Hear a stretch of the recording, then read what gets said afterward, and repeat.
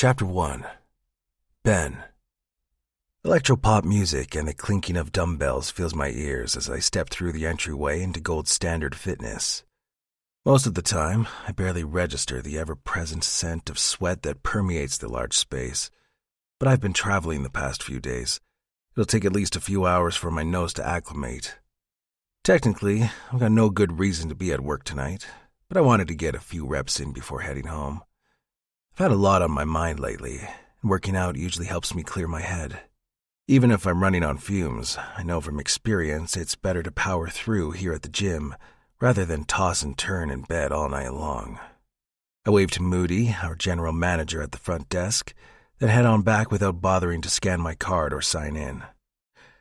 Being able to come and go as I please is just one of the perks of owning the place. Well, co-owning the place.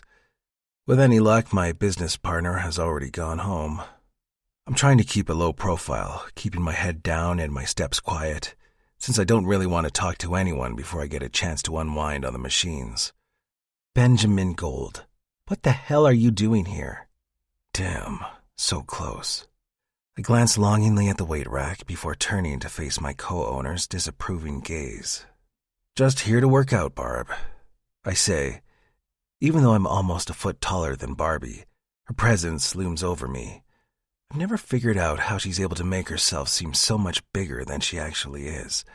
It must be an older sister thing. Work out my ass. Barbie raises an eyebrow at me. Her blonde hair is styled perfectly, and her makeup looks pristine, though she's probably done at least 2 hours of cardio today. She gives me a light punch on the arm. You're supposed to be in Chattanooga. I came back early. Then you're supposed to be taking the weekend off to relax. I happen to find working out to be highly relaxing. Now I know you don't expect me to buy that. Her mouth tilts into a frown. I take it the showing didn't go well? Not so much. That's the third showing in 2 months, she says with a sigh. For the past few years, my sister and I have been tossing around the idea of opening a second location.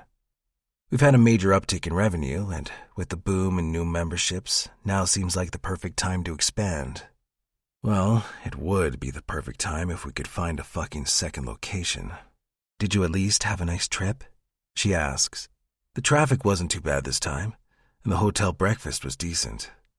I jerk my head in the direction of our offices, figuring we might as well sit down if we're going to continue this conversation. Barbie follows me, shutting the door behind her and then taking a seat in the chair opposite my desk. All right, she says. Lay it on me. What was wrong with this one? It would be quicker to list what wasn't wrong with it. I grumble. Not only did the listing conveniently choose not to disclose the extensive water damage in the basement, it left out the best part, which was the family of squirrels living in the walls.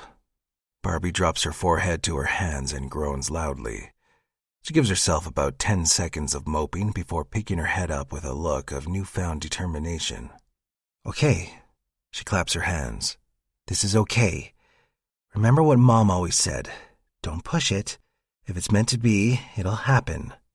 She's clearly grasping at straws to find a positive in this situation, but even I can't fault her for trying to stay optimistic. Maybe this is a sign that we should take a break from scouting for a while and wait for some more locations to pop up. Fine by me, I say, barely suppressing a yawn. I sit down in my office chair. I could use a break from traveling so I could focus more here. I've been meaning to call Jonathan about doing some electrical work in the locker rooms. Barb's face softens. Ben, you could use a break from work in general. Look at you. You're bone tired. You know it's okay to take a day off every once in a while. You've been working too hard. Even you need rest.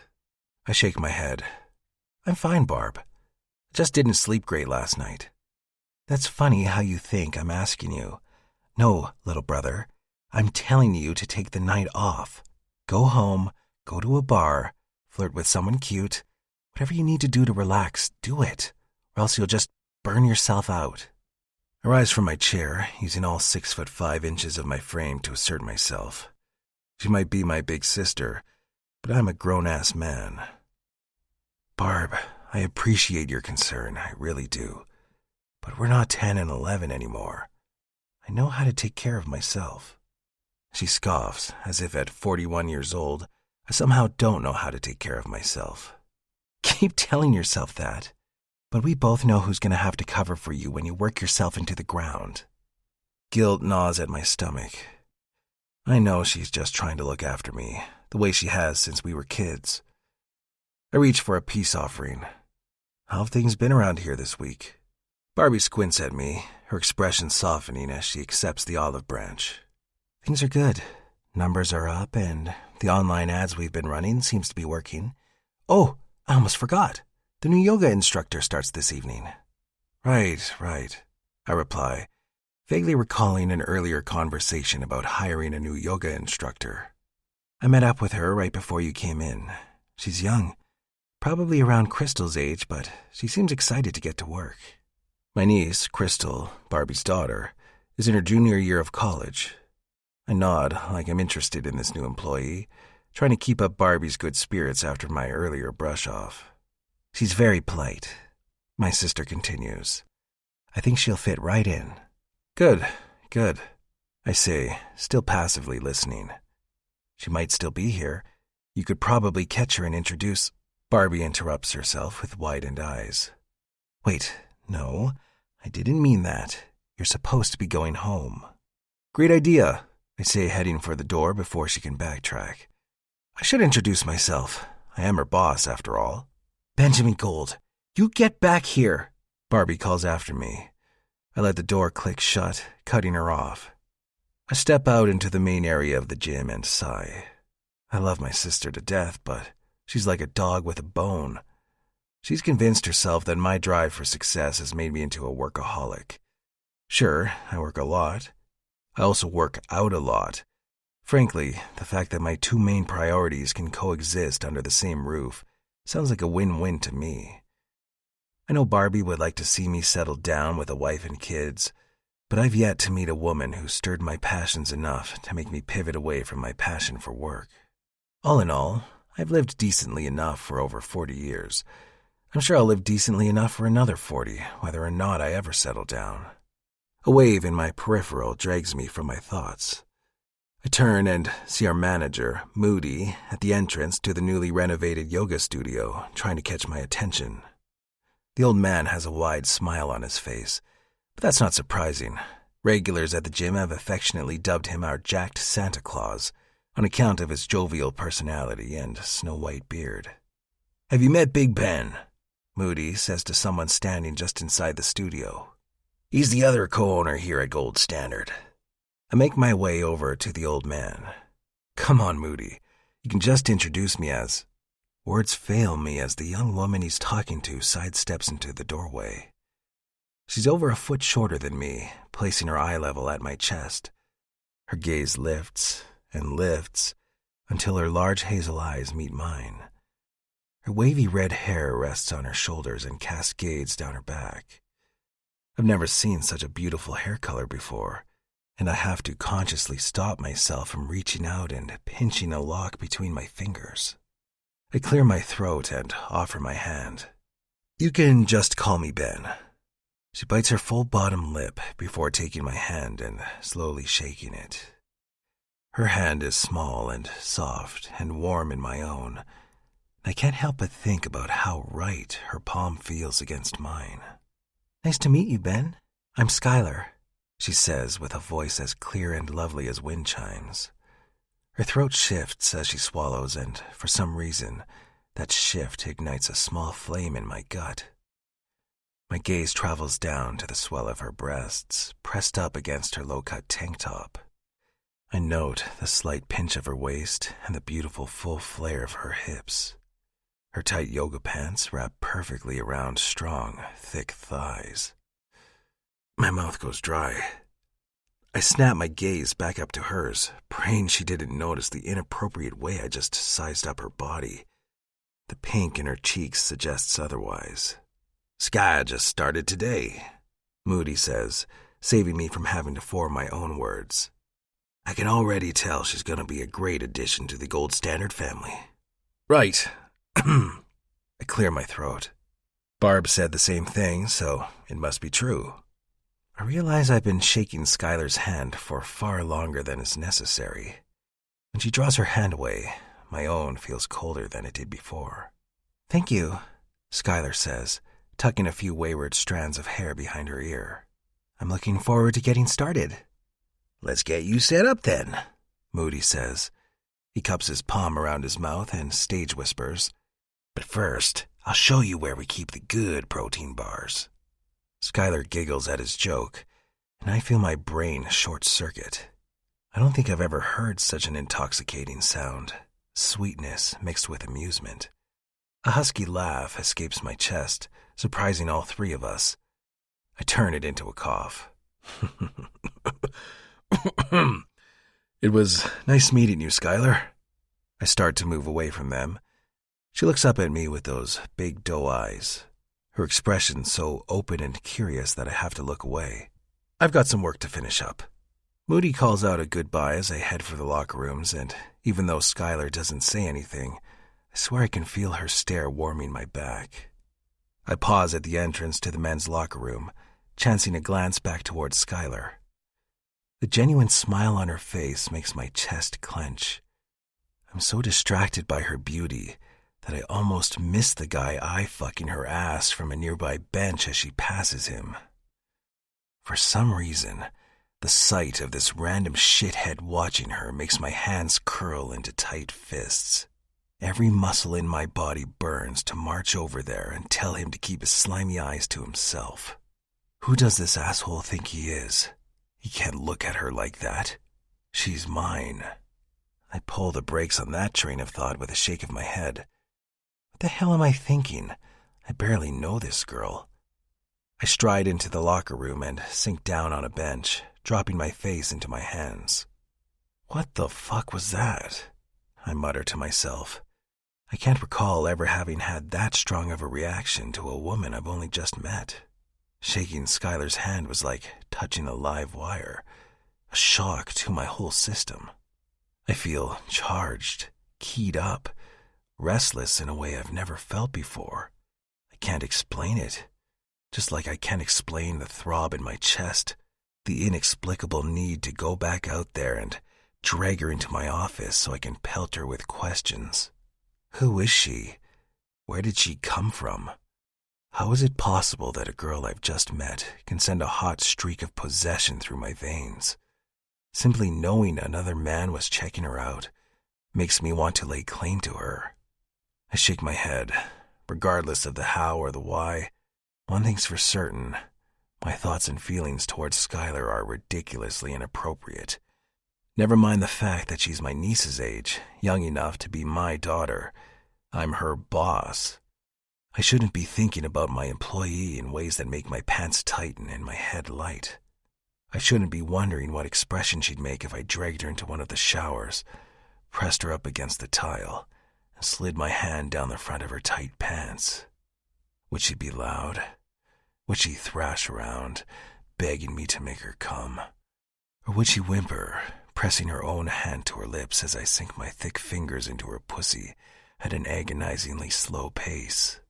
Fuck. Shaking my head again, I vow to work out twice as hard tonight to clear these thoughts from my mind. I can only hope that once my mind has quieted, the throbbing in my dick will fade as well. Chapter 2. Skylar. Professor Jameson pushes his glasses toward the bridge of his nose. That's it for today. Have a good weekend, and remember there will be a quiz on the reading. Half the students in class immediately stand up, like flipping a switch. However, since community nutrition was my last class for the day, I take my time shutting down my laptop and packing away my notes. I think about what I want to make for dinner tonight as I walk out the door. I have leftover whole wheat penne with homemade marinara sauce in the fridge. But tonight I'm craving something lemony. Maybe a chicken salad over mixed greens. My shoulder bumps into someone as I'm trying to recall whether I have any lemons in my fridge. "Excuse me," I say. "No, my bad," the other person replies. I turn at the sound of a familiar feminine voice, and sure enough, it's my ex-friend, Crystal. Her blue eyes widen before she quickly averts her gaze, letting her dark blonde hair create a curtain between us. "How about you watch where you're going next time?" says another familiar voice. "Or is the hallway not big enough for you?" Nate, Crystal's garbage human boyfriend, glares down at me, his thin upper lip raised in contempt. "Nate, let's just go," Crystal murmurs, lightly pressing into his side to urge him along. I don't say anything as I meet his disdainful stare with one of my own. He scoffs in my direction before walking away with Crystal, wrapping his arm around her waist and pressing her against him. Her steps falter at the movement, but she doesn't pull away. My fingers tighten on the straps of my backpack as I watch them go. Even though I only had a second to look at her face, I can tell that Crystal doesn't look good. Her once bright eyes seem to have lost their sparkle, and her cheekbones look more prominent than I remember. Even her clothes seem to hang a bit loosely on her. Not that form-fitting attire was ever her style. Some of the tension leaches from my body as they round the corner. I haven't seen either of them in a while. Not since the night Nate utterly destroyed my friendship with Crystal. I figured things would be awkward the next time we ran into each other, but I didn't realize how nerve-wracking it would be to see Crystal again. Crystal and I met 2 years ago when we were both freshmen in our Intro to Nutrition class. We were sitting next to each other, and she leaned over as soon as the lecture started and nervously asked if I had an extra pen. She was so anxious for the first day of classes that she'd left her pencil case in her dorm room. I gave her my spare pen, and we became fast friends after that, first pairing up for group projects and then getting together outside of class. We signed up to be roommates our sophomore year, cementing our friendship even further. She helped me stay on task during midterms and finals, and I encouraged her to step out of her comfort zone at least once a month. But then Crystal started dating Nate. Everything seemed fine at first. Crystal was smitten, and from the stories she told me, he seemed like a nice guy. She'd come home from their dates with a big smile on her face, looking so darn happy. I was happy for her. And then I actually met the guy, and my opinion of him made a swift U-turn. I couldn't understand how someone as sweet and thoughtful as Crystal would fall for a sleazeball like Nate Whitney. There's no denying that he's hot, if you're into stereotypical frat boys. But his good looks take a back seat to his horrible personality the second he opens his mouth. The first thing he ever said to me was, "You're Crystal's best friend?" When I asked what he meant by that, he elaborated, "I mean, I guess every hot girl needs a less hot friend to stand next to." Of course, he waited until Crystal was out of earshot to say that last part, and I was so taken aback by his flagrant douchebaggery that I couldn't drum up a cleverer response than, "Go fuck yourself, frat boy." He smirked and replied, "That's what I have Crystal for," and I threw up in my mouth a little. To be clear, I couldn't care less that Nate didn't find me attractive, and I'll be the first to point out that Crystal is adorable. She's like a sugar plum fairy brought to life, slim and graceful, though she insists she's average-looking at best. A younger version of me might have been jealous of her fast metabolism and small frame, but I've spent years learning to love my body the way it is. I've worked through enough of my own self-doubt and insecurity to where I can say I'm beautiful because of my curvy hips and soft stomach, not in spite of them. Needless to say, Nate's attempt to body shame me had me seething. When I told Crystal what her boyfriend had said to me, she balked with genuine horror. "I'm sure he didn't mean it that way," she insisted. "He sometimes says things without thinking. I'm so sorry, Sky." Crystal's apology was the only one I ever received. Though I couldn't stand the guy, I agreed to give him another chance for Crystal's sake. I learned quickly that Nate's lack of a filter extended far beyond fat shaming. He had an insult for everyone who didn't meet his arbitrary standards, and Crystal, in all her beauty, wasn't spared his criticism.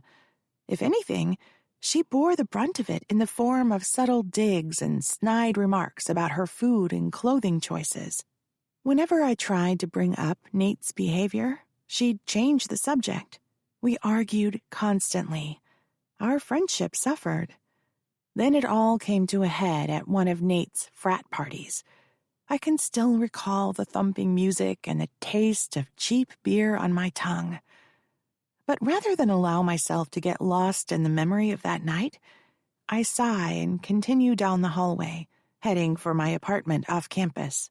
Not many juniors are lucky enough to have their own apartment so close to campus.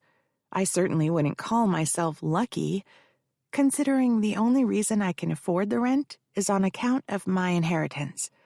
My dad passed away last year, leaving a massive hole in my heart that no amount of money could ever fill. As soon as I'm through the door, I drop my keys on the nearby table and glance around at the tasteful furnishings, the view of the park through the large windows. It's a nice apartment by anyone's standards, and it's even nicer not having to worry about paying rent. But having my own place is hardly worth the loss of the most important person in my life.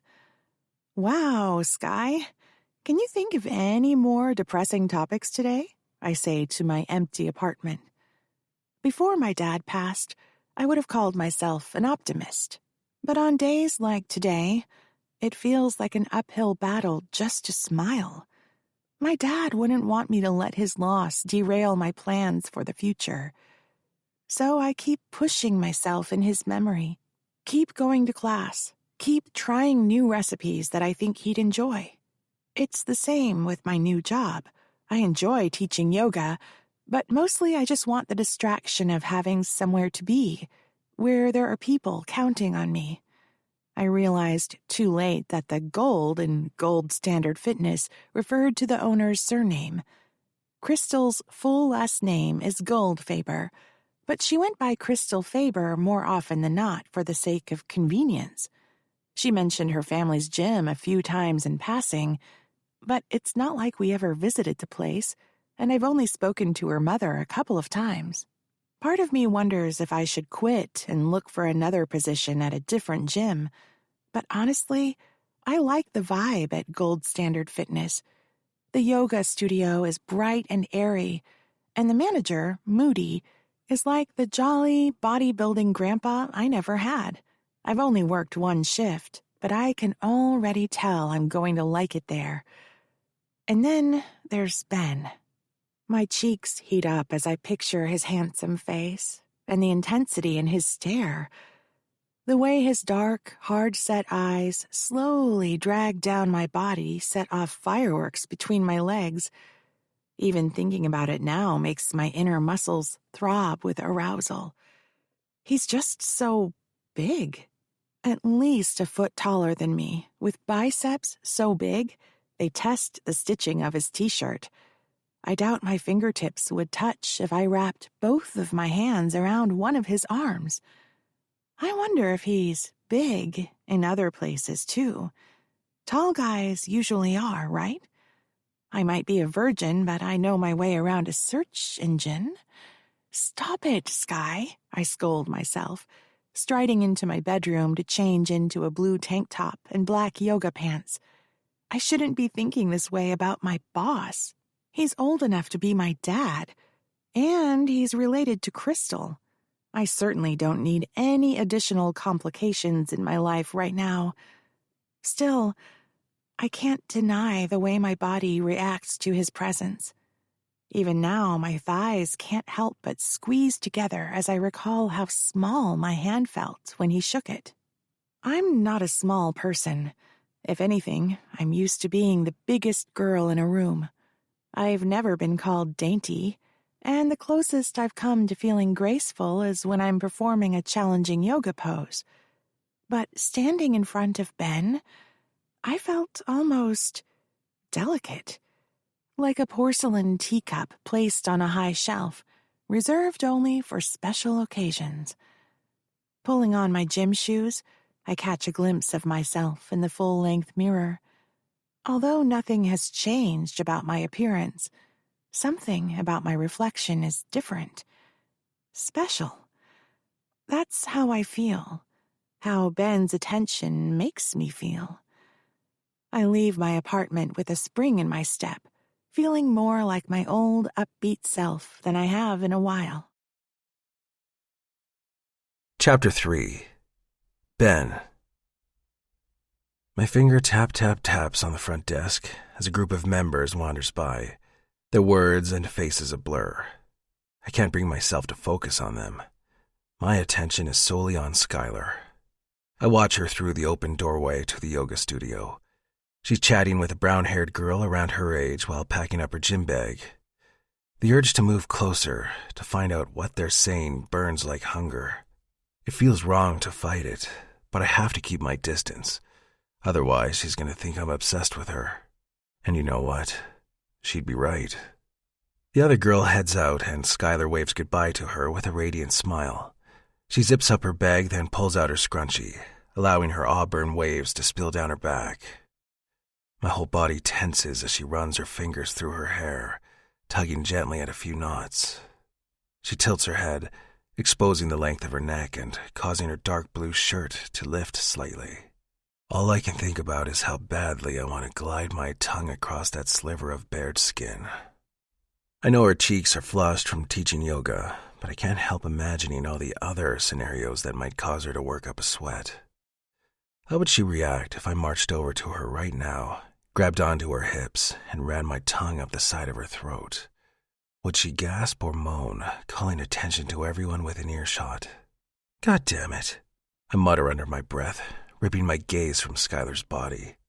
Last night I told myself I wasn't going to let my physical attraction to my employee get the better of me, but the desire surging through my veins has only grown more potent in the hours since she showed up for work. I'm not used to feeling like a slave to my own impulses. That's not who I am. I'm driven, but I'm also regimented. I don't pander to short-term gratification. And yet, my instincts are telling me to cross every line in the HR rulebook to make her mine. I'm supposed to be finishing up paperwork in the office, but I needed to see her. So I'm loitering around the front desk, hoping to share a few words with her once she comes out of the studio. I just want to hear her voice again. When Skylar finally walks by the front desk, my brain blanks, and the only thing I can think to say is, "How's it going?" As far as opening lines go, it's fucking weak. But it does the trick. She stops and turns toward me, her hazel gaze flitting to mine, and then darting away again. "Hi, Ben," she says with an easy smile. "I'm doing well, thanks. How are you?" Can't complain.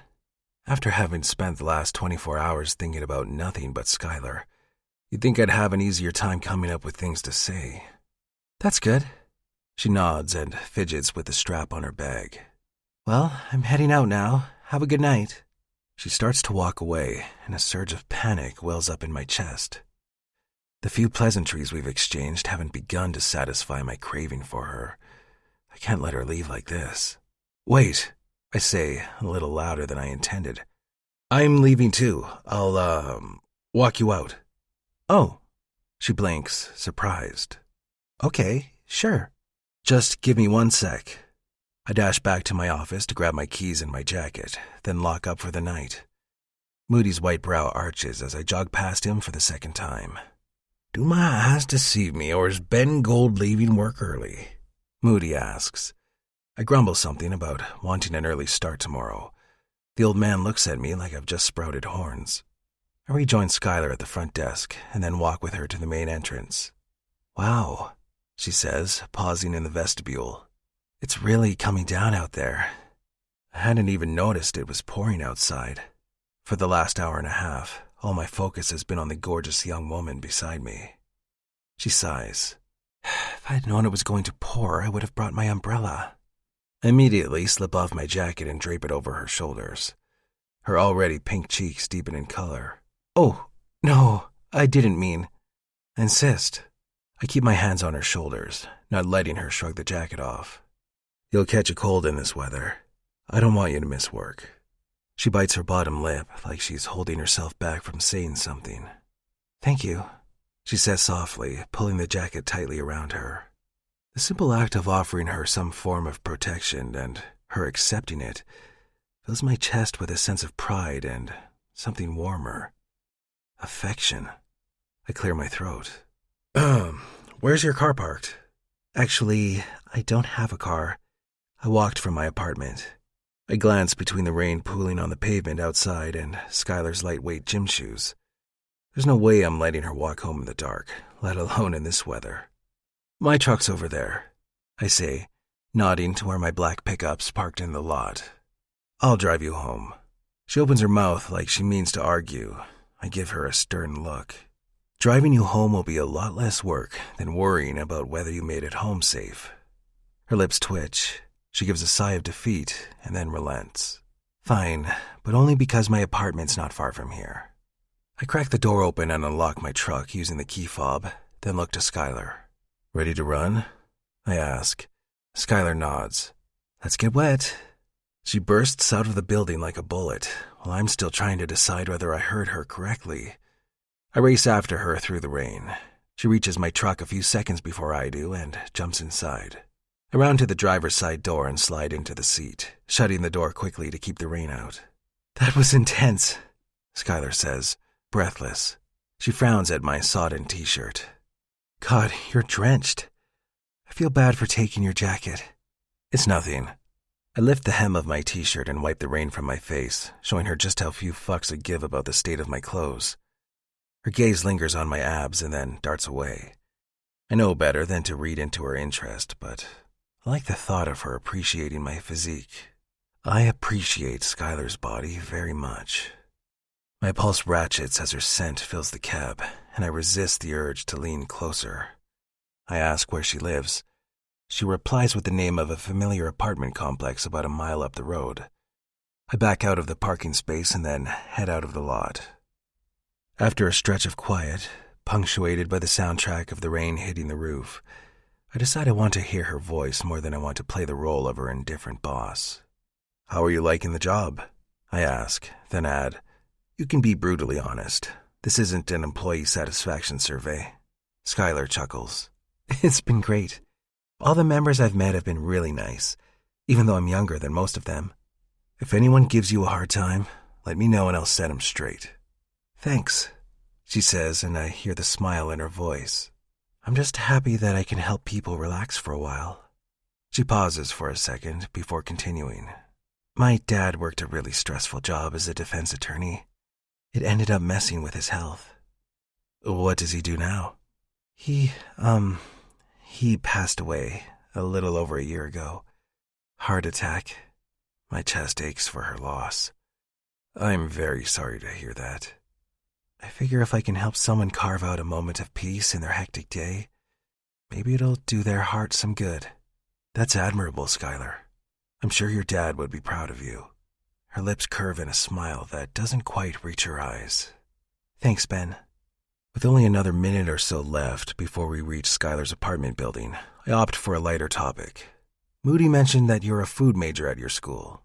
Nutrition sciences, actually. But you can call me a food major, since that's pretty much what I focus on. My dad and I used to cook together all the time. It was our way of hanging out after a long day. She teases her fingers through the ends of her damp hair. After being told by doctors that I needed to lose weight my whole life, I decided to learn more about the nutrition behind the foods I eat. Turns out, it's a lot more complicated than most people think. How so? I ask. Well, for starters, people's metabolisms vary, and underlying conditions can make you more or less likely to put on weight in certain areas. Demonizing specific nutrients in favor of others isn't helpful across the board. Your body needs a little bit of everything to be healthy, but I'm sure I don't need to tell you all that. I mean, look at you. Stopped at the red light, I glance in her direction, brow cocked. What about me? She bites her lip. You look like someone who knows exactly what his body needs, down to the last gram. Heat and desire flood my veins as I watch her top teeth scrape over her bottom lip. In the literal sense, she's absolutely right. I'm as disciplined when it comes to my diet as I am about the other aspects of my life, down to the last gram of protein. But if you asked what my body needs most right now, the answer wouldn't be chicken breast. It would be the redhead seated beside me with a glint of mischief in her hazel eyes. The car behind us honks, alerting me to the fresh green light. I death grip the steering wheel, resisting the urge to trace my thumb across her curved lip as we continue through the intersection. I keep a close watch on my macros. I say, it helps that I eat the same thing every day. Seriously? But doesn't that get boring after a while? Not really. As far as I'm concerned, food is workout fuel. Keeping the menu simple means I don't have to think about it. So you never eat for pleasure? I shake my head. Not unless you count an obligatory slice of birthday cake every year. I don't. She scoffs, shaking her head. I can't imagine approaching food that way. To me, savoring a meal is just as important as eating healthy. You can't quantify the benefits the same way you add up calories, but health isn't just about fitness. It's about happiness, too. You don't think I can be happy eating chicken breast and kale salad for dinner every night? I think you can be happy in spite of all that. But answer me honestly, when was the last time you looked forward to sitting down to dinner? I turn onto her street, more than a little in awe of Skylar's passion for her field of study. I'm tempted to miss the next turn into her complex just to give us an excuse to keep driving and talking. Can't say I remember. I tell her honestly. She frowns in my peripheral vision. What? That's so sad, Ben. I snicker. No need to feel sorry for me, sweetheart. I'll be fine with my baked chicken and protein shakes. Wait a sec, I say as a realization floats to the front of my mind. Nutrition sciences. I'm pretty sure that's my niece's major. Maybe you've met her in one of your classes. Crystal Faber? Skylar's posture stiffens. She doesn't respond right away. Yeah, I have met Crystal, she says, then points to a driveway coming up on the left. Turn in here. I make the turn into the parking lot and wait for her to elaborate, but she doesn't. She directs me to a line of empty spaces in front of a side door leading into a 5-story apartment building. She pulls her keys from her bag, unbuckles her seatbelt, then turns toward me. Thanks again for the ride. I really appreciate it. No problem, I say, my voice like gravel. She's so fucking close, I can see the rain droplets that have yet to dry on her forehead. My head swims with the scent of her light, sweet perfume, and I inhale deeply. I'm not thinking when I reach up to slide a damp curl of her hair from her face. The gesture is intimate, not something a boss should ever think to do for their employee. But I can't help myself, not when her eyes are practically begging me to touch her. Maybe you're right, I say. Her throat shifts as she gulps. About what? Maybe I could use more pleasure in my life. She smooths her lips together, reminding me how badly I want to kiss her. Her eyelids flutter closed as I glide my knuckle down her cheek. Her skin glows in the light from the dashboard, impossibly soft and supple.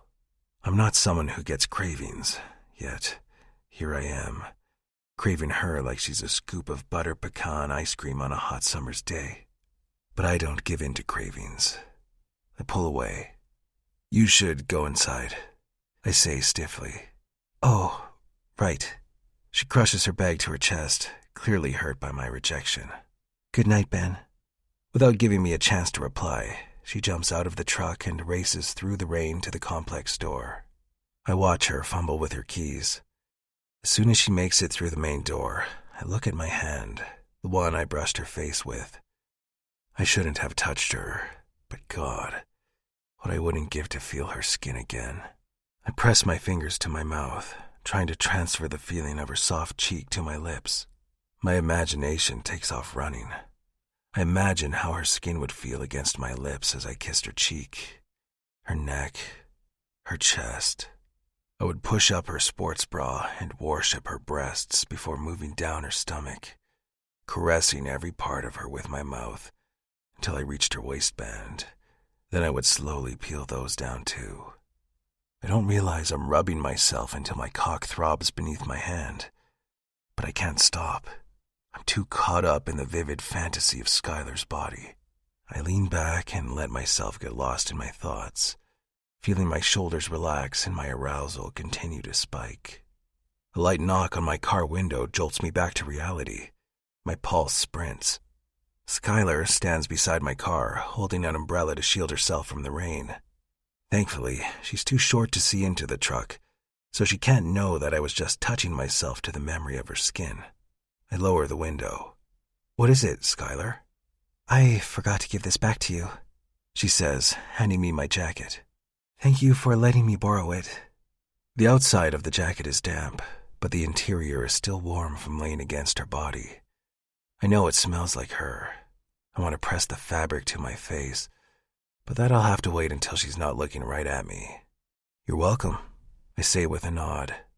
She bites her lip, drawing my attention back to her plush, pink mouth.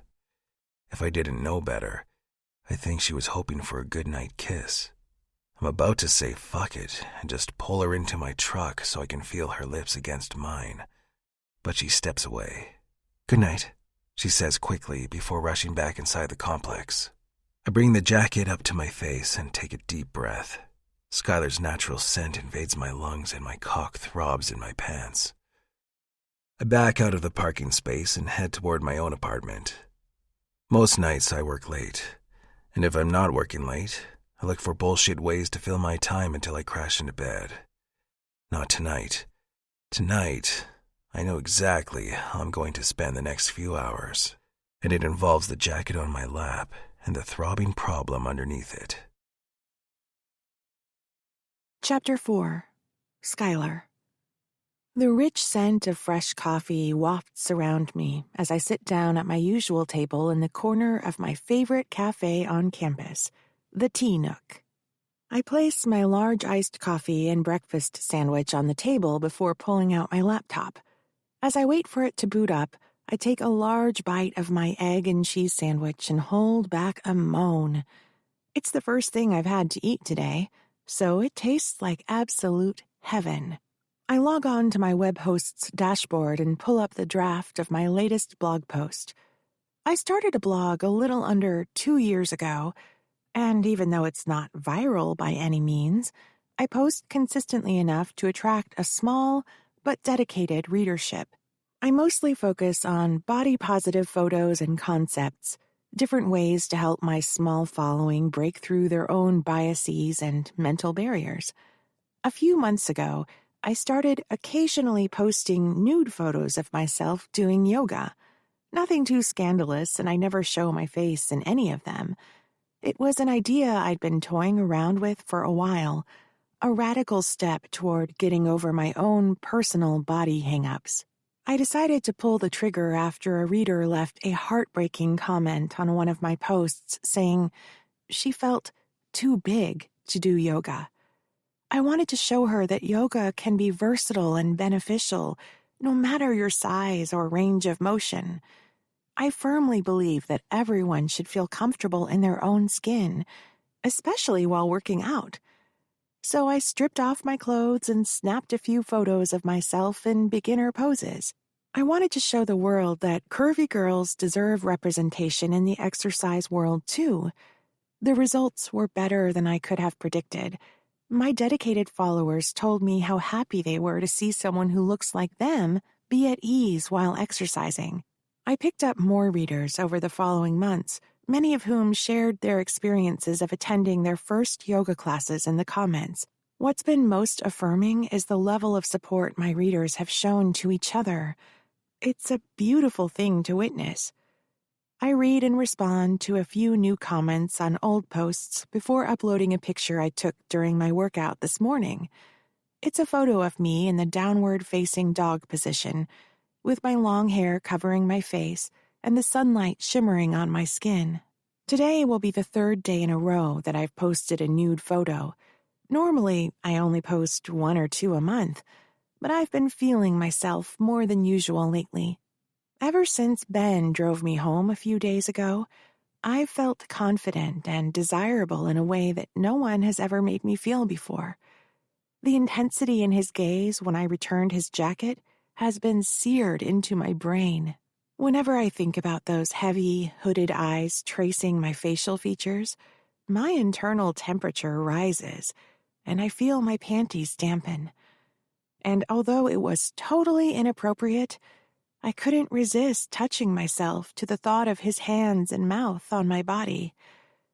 I ran back to my apartment, soaked in more ways than one. My skin felt extra sensitive as I peeled off the wet layers of clothing and drew myself a bath. I tried to ignore the ache in my pussy. I promise I really did. But as I basked in the warm water, I couldn't stop my hand from gingerly brushing down my stomach to rest between my thighs. I imagined Ben's fingertips rubbing my clit, his thick fingers pumping inside me. When I brought my other hand up to caress my chest, I pictured his mouth closing around my breast and his tongue teasing my hardened nipples. Ben's body would feel so good pressed against me. I just know it. I imagined his hips slotting between my thighs as he rocked into me, the rasp in his voice as he told me how good I felt around him. I've never had penetrative sex with another person, but I've used toys. I couldn't stop my hips from bucking in the bathtub, spilling water over the edge. Afterward, I told myself that was the only time I was going to masturbate while fantasizing about my boss. That was a lie. The next morning, my hand slid into my sleep shorts unbidden as I laid in bed. Shifting onto my stomach, I saw Ben in my mind's eye, his usually serious features softened by a smirk. I imagined him grabbing onto my hips and shoving his cock into me, hard and fast. I started panting within minutes, and I came just like I'd come the day before, hard, with Ben's name on my lips. It doesn't matter how many times I scold myself or promise myself that I won't think about Ben that way.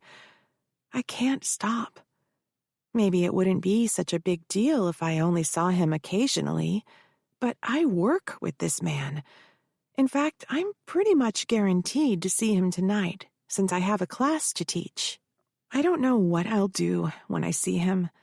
Part of me desperately wants to talk to him again so I can bask in his attention like a cat napping in the sun. But another part of me wants to avoid him at all costs, knowing how strongly my body will react to his presence. Simply thinking about Ben makes my pulse race and my pussy throb. What's going to happen when he's standing in front of me? Even now, as I sip on my coffee, I have to cross my legs to relieve some of the pressure my thoughts have built up. I sigh and prop my head on my hand. I'm so totally fucked, and I know it. Turning back to my laptop, I type the caption, "You deserve to feel beautiful every morning," beneath my most recent nude yoga photo, and then publish the post to my blog. I'm just about done with my breakfast sandwich when a familiar sparkly bag catches my eye. The person holding it shifts it higher on her shoulder, and I confirm that it is, in fact, Crystal waiting in line to order. She has her head down, her gaze aimed at her phone. And, of course, Nate is with her. He slides his hands into his pockets as our eyes lock. He flashes me a wolfish sneer that sends a chill down my back, then wraps his arm around Crystal's small waist, pulling her against him. The gesture causes her to look up and notice me. Her expression hardens as she turns toward Nate, tucking herself against his chest. My hands ball into fists on the table as anger rises within me. Nate's cruel smirk remains frozen on his face. He stares me down, pressing his lips to the top of Crystal's head before finally turning away to place his order with the barista. I actively work to keep my breathing under control so I don't fly across the cafe and slap him. Nate stares at me with a look of smug triumph on his face, like he's won. Not only has he turned Crystal against me, but I wouldn't be surprised if he's managed to isolate her from her other friends and family. I never see her out with anyone besides Nate anymore. He's taken control of her life, and he has the audacity to throw his personal victory in my face every time I see him. With more force than is necessary, I slam my laptop closed. The chair screeches as I slide back from the table, pack up my things, and storm out of the cafe, purposefully taking the exit farthest from Crystal and Nate. This isn't over, asshole. Someday, Crystal's going to see right through your bullshit. I just hope that day comes sooner rather than later, for her sake. Chapter 5. Ben. I keep my eyes glued to the clock, counting down the minutes until Skylar's last class lets out. She blew past the front desk on her way in, barely throwing a greeting my way before booking it to the studio. I haven't spoken to her since I dropped her off at her apartment a couple of days ago. With every passing hour, I grow more anxious. It's like there's an itch beneath my skin, and the only way to scratch it is by seeing her again. I have no reason to think she's in danger, but I'm fueled by the need to make sure she's okay. How have her classes been? What did she have for dinner last night? Is she thinking about quitting because her old man boss can't keep his goddamn hands to himself? The questions bounce against my skull day and night. I've tried everything to make them stop. Amping up my workouts didn't turn my brain off like they usually do, and going to bed early had me tossing and turning, trying and failing to ignore my throbbing cock. I'm not proud to admit that I succumbed to my baser urges. Holding my jacket to my nose, I wrapped my hand around my dick and stroked until I came all over my fist. I told myself it was a moment of weakness, not to be repeated. Skylar's so young and seems so innocent. It feels wrong to think about her body against mine, and her soft pink lips stretched around my cock. But the way she looked at me the night I dropped her off, for a second, I thought maybe she wanted it too. I'm so caught up in my thoughts about Skylar that I almost missed the studio door opening and the string of people filing out. I smile politely at everyone, raising my hand in a half wave to some of the regulars. "Have a good night," I say. A few people reply, "You too." Within minutes, the studio is empty, but for the one person I've been struggling not to think about. I stand in the doorway and watch her put away the yoga mats. "Need a hand?" I ask. She whirls around, startled. "Oh, sure. That'd be great. Thank you." The door clicks shut behind me as I enter the studio. I avoid meeting her gaze as I help her stack the mats in silence, determined to seem indifferent, yet unable to stop my eyes from traveling over her body. She's got her auburn hair pulled into a high ponytail, accentuating her elegant neck. Her tight forest green tank top and dark purple leggings hug her figure like a glove. I note the absence of panty lines when she bends over, and my brain short-circuits as I realize she's either wearing a very small thong or nothing at all under her pants. She catches me staring and turns her face away, the back of her neck taking on the color of ripe strawberries. I feel almost spellbound as I carry the mats over to the appropriate bins. I stand behind her, close enough to feel her body heat, and still, she doesn't turn around. "Thanks, Ben," she says in a quiet voice. "I think I've got it from here." My jaw clenches in frustration. I want her to talk to me with the same level of enthusiasm that she showed the night I brought her home, but it feels like she's dismissing me. "Skylar," I say in a low, commanding tone. I don't know why I say it like that. I just know that I need her full attention. She shivers and then turns around. We're standing close enough that our chests almost touch. If I took half a step forward, I could close the distance between us, pressing my body fully against hers. I could wedge my thigh between her legs and let her rub against it. "But Ben?" Her voice trembles. She looks up at me with wide, innocent eyes. My gaze falls to her plump lips, still shiny with leftover lip gloss. Finally, I meet her gaze, and her breathing picks up. I have no idea what I'm doing. My mind and body have felt completely out of control since I met Skylar, and the more time I spend with her, the more I want from her. I thought I could keep my distance, but the longer I ignore my feelings for her, the stronger they grow, like a vine wrapping around my ribcage, holding my heart hostage. None of this is logical or right. Still, I let my hand rise to cup her cheek, skimming my thumb across the petal-soft skin of her bottom lip. Her cheek is so warm against my palm it's almost hot. I stare, transfixed as she parts her lips and licks the pad of my thumb. My cock instantly hardens in my track pants. I groan. I'm gonna kiss you now.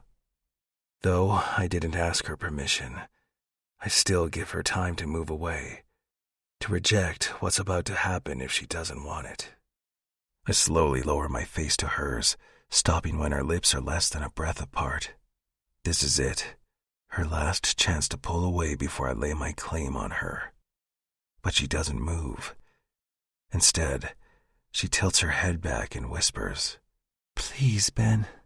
Unable to contain myself any longer, I crush my lips to hers, feeling my entire body light up. Her lips mold perfectly to mine, so soft and sweet it almost makes me dizzy with desire. She opens her mouth to take a breath, and I use the opportunity to kiss her deeper, swallowing up her gasps and whimpers. Her small, trembling hands flatten against my chest. At first, I think she means to push me away, but then her fingers curl around my shirt, pulling me closer. I slide my fingers into her hair and carefully tease her hair tie down her ponytail, freeing her soft auburn locks to fall over her shoulders.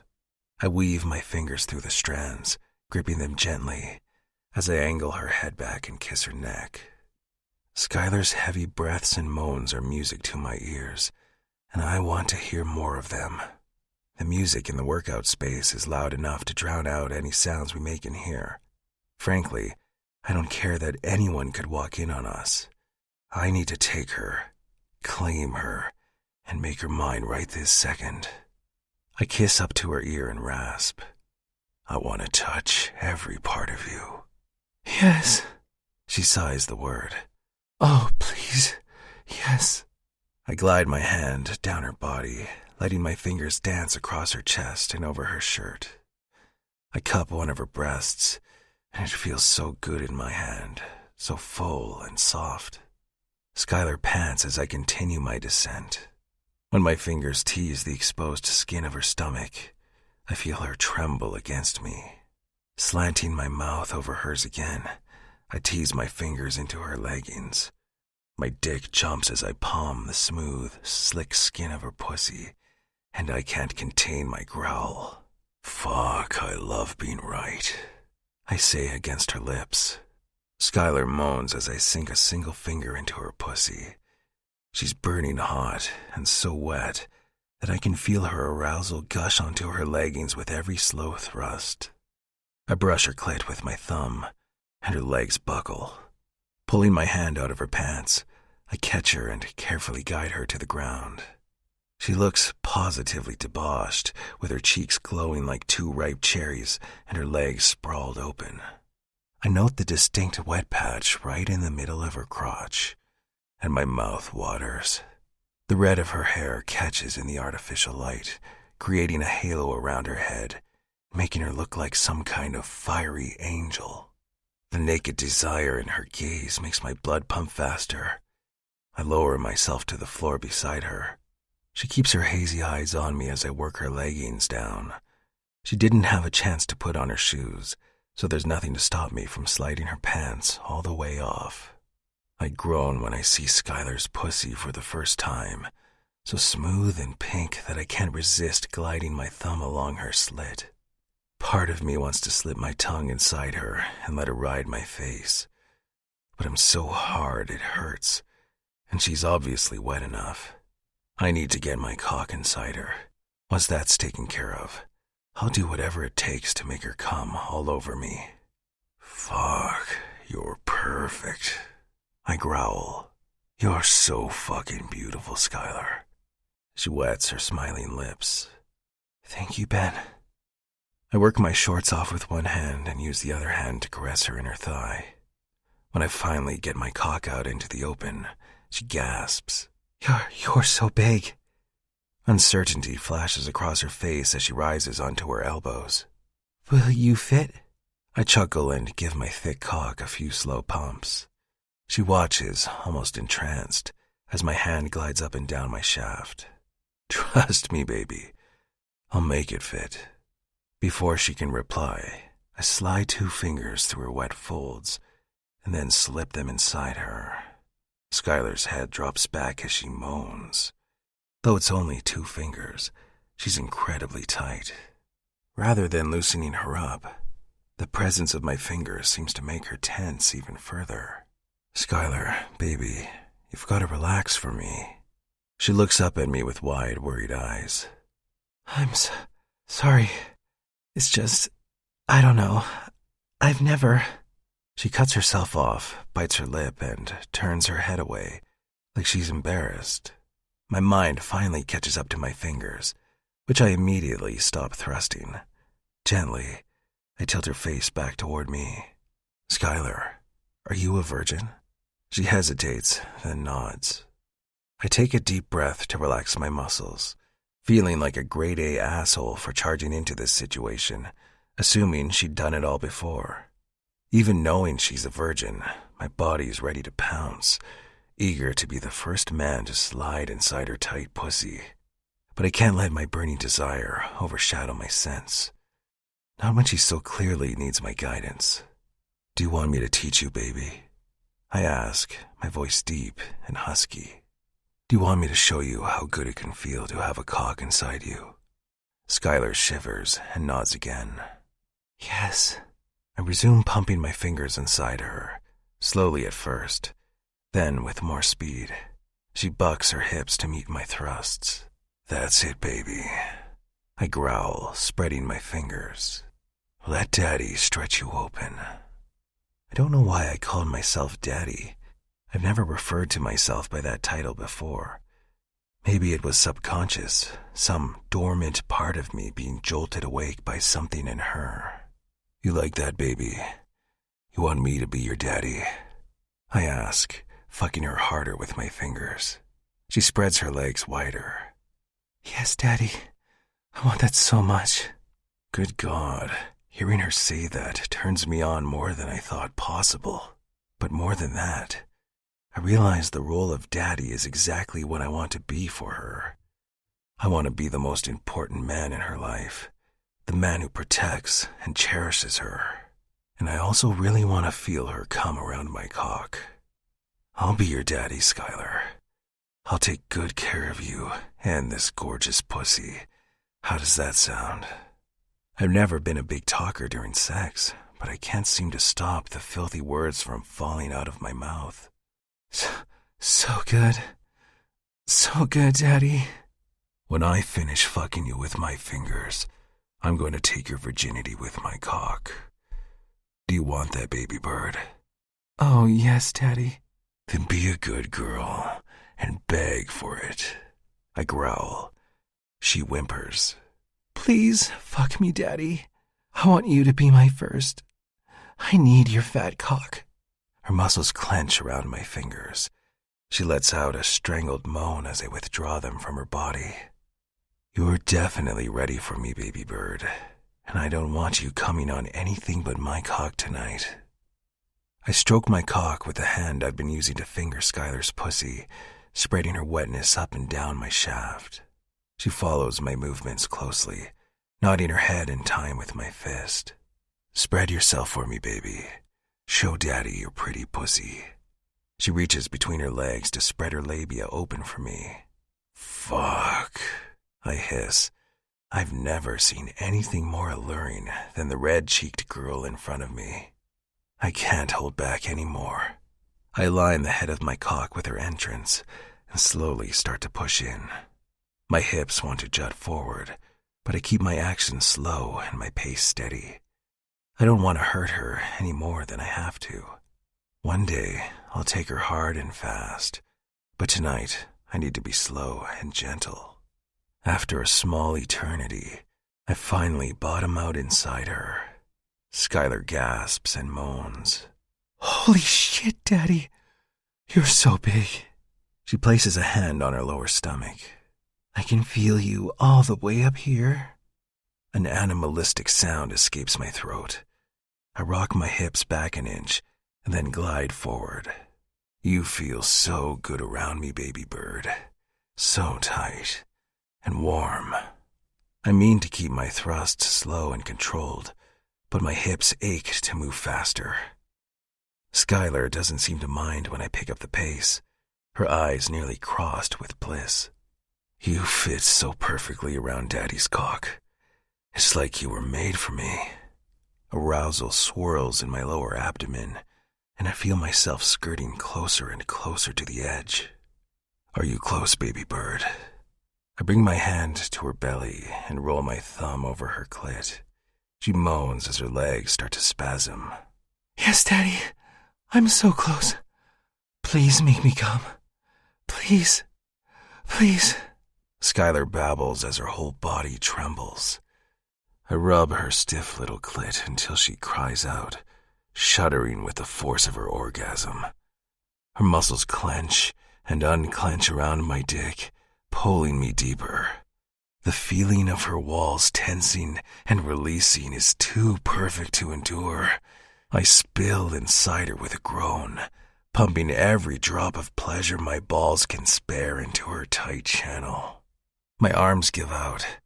I prop myself up on my elbows to avoid crushing her as we ride out the final echoes of our orgasms. Holy shit, I rasp. That was incredible.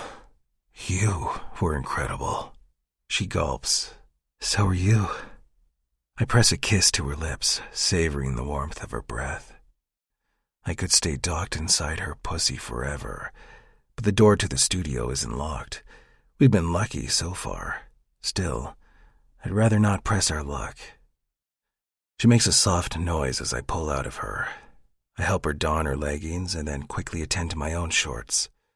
I expect there to be awkwardness between us, but the silence that fills the room is companionable. When she meets my gaze, her lips curve into a nervous smile. So, she says, a little breathless, do you maybe want to come over to my place tonight? I honestly can't recall how long it's been since I went home with a woman. Right now, I want nothing more than to go home with Skylar, to take a hot, steamy shower with her, make her come for Daddy again, and then fall asleep with her in my arms. Baby bird, I'd love to take you home. I return her smile and lean in for another kiss, already addicted to the taste of her lips. Chapter 6, Skylar. My hands tremble as I unlock my front door. My nerves are buzzing, and I can barely contain the adrenaline swirling inside me. I just had sex with Ben. What's more, I called him Daddy during the illicit act, and now I'm taking him back to my apartment. It's not much, I say, gesturing to inside my relatively small one-bedroom apartment. But welcome to Chez Skylar. Ben's expression is fairly stoic as he walks into my apartment, letting his gaze drag over every inch of my living room and kitchen. I pick at a hangnail as he looks around, feeling even more self-conscious than when he pulled my pants down in the yoga studio. Letting a potential boyfriend into your home, into your safe place, your sanctuary, is a lot more intimate than I thought it was going to be. Not that Ben is my boyfriend, unless he wants to be. I'm not quite sure what we are. I've never called anyone Daddy who wasn't, my dad. This is uncharted territory. Ben doesn't say anything. In fact, he didn't say much on the drive over here, other than responding to my nervous ramblings with one-word answers. He almost seems distracted, like he's trying to puzzle something out in his mind. But there's no mistaking the gleam of appraisal in his eye as he surveys my home. The corner of his mouth ticks up in a way that makes my stomach flutter. Twisting my hands together, I swallow and say, "I'm going to go take a quick shower, but feel free to make yourself at home." Ben's hot, piercing gaze cuts to me, pinning me in place. He looks me up and down, slowly, undressing me with his stare. He sucks air sharply through his nose. "Need some help getting clean, baby bird?" My clit throbs at the huskiness in his baritone voice. "Yes, Daddy, I think I do." I ignore the nervous twitching in my legs and walk toward him. He doesn't look away as I grasp his hand. His hand is much bigger than mine, and it feels so strong and secure wrapped around my palm. When we reach the bathroom, I flip the light on and lead him inside. I turn on the shower faucet and then pivot to face him. "Can you help me get undressed, Daddy?" I ask, lifting the hem of my shirt. Ben hums with approval as I raise my arms overhead. My breath catches as he slowly tugs my shirt up and off. His gaze drops to my zip-up sports bra, and I shiver in anticipation as he runs his fingers over my shoulders, along my collarbones, and then over the swell of my breasts. He unzips my bra, and my breasts spill out. "There's my gorgeous girl," he says with a heated smile. I let my sports bra drop to the floor as my nipples stiffen under Ben's reverent gaze. He cups my breasts with both hands, and the rasp of his broad palms against my sensitive skin makes me whimper. "Jesus, baby." Ben runs a hand down his face.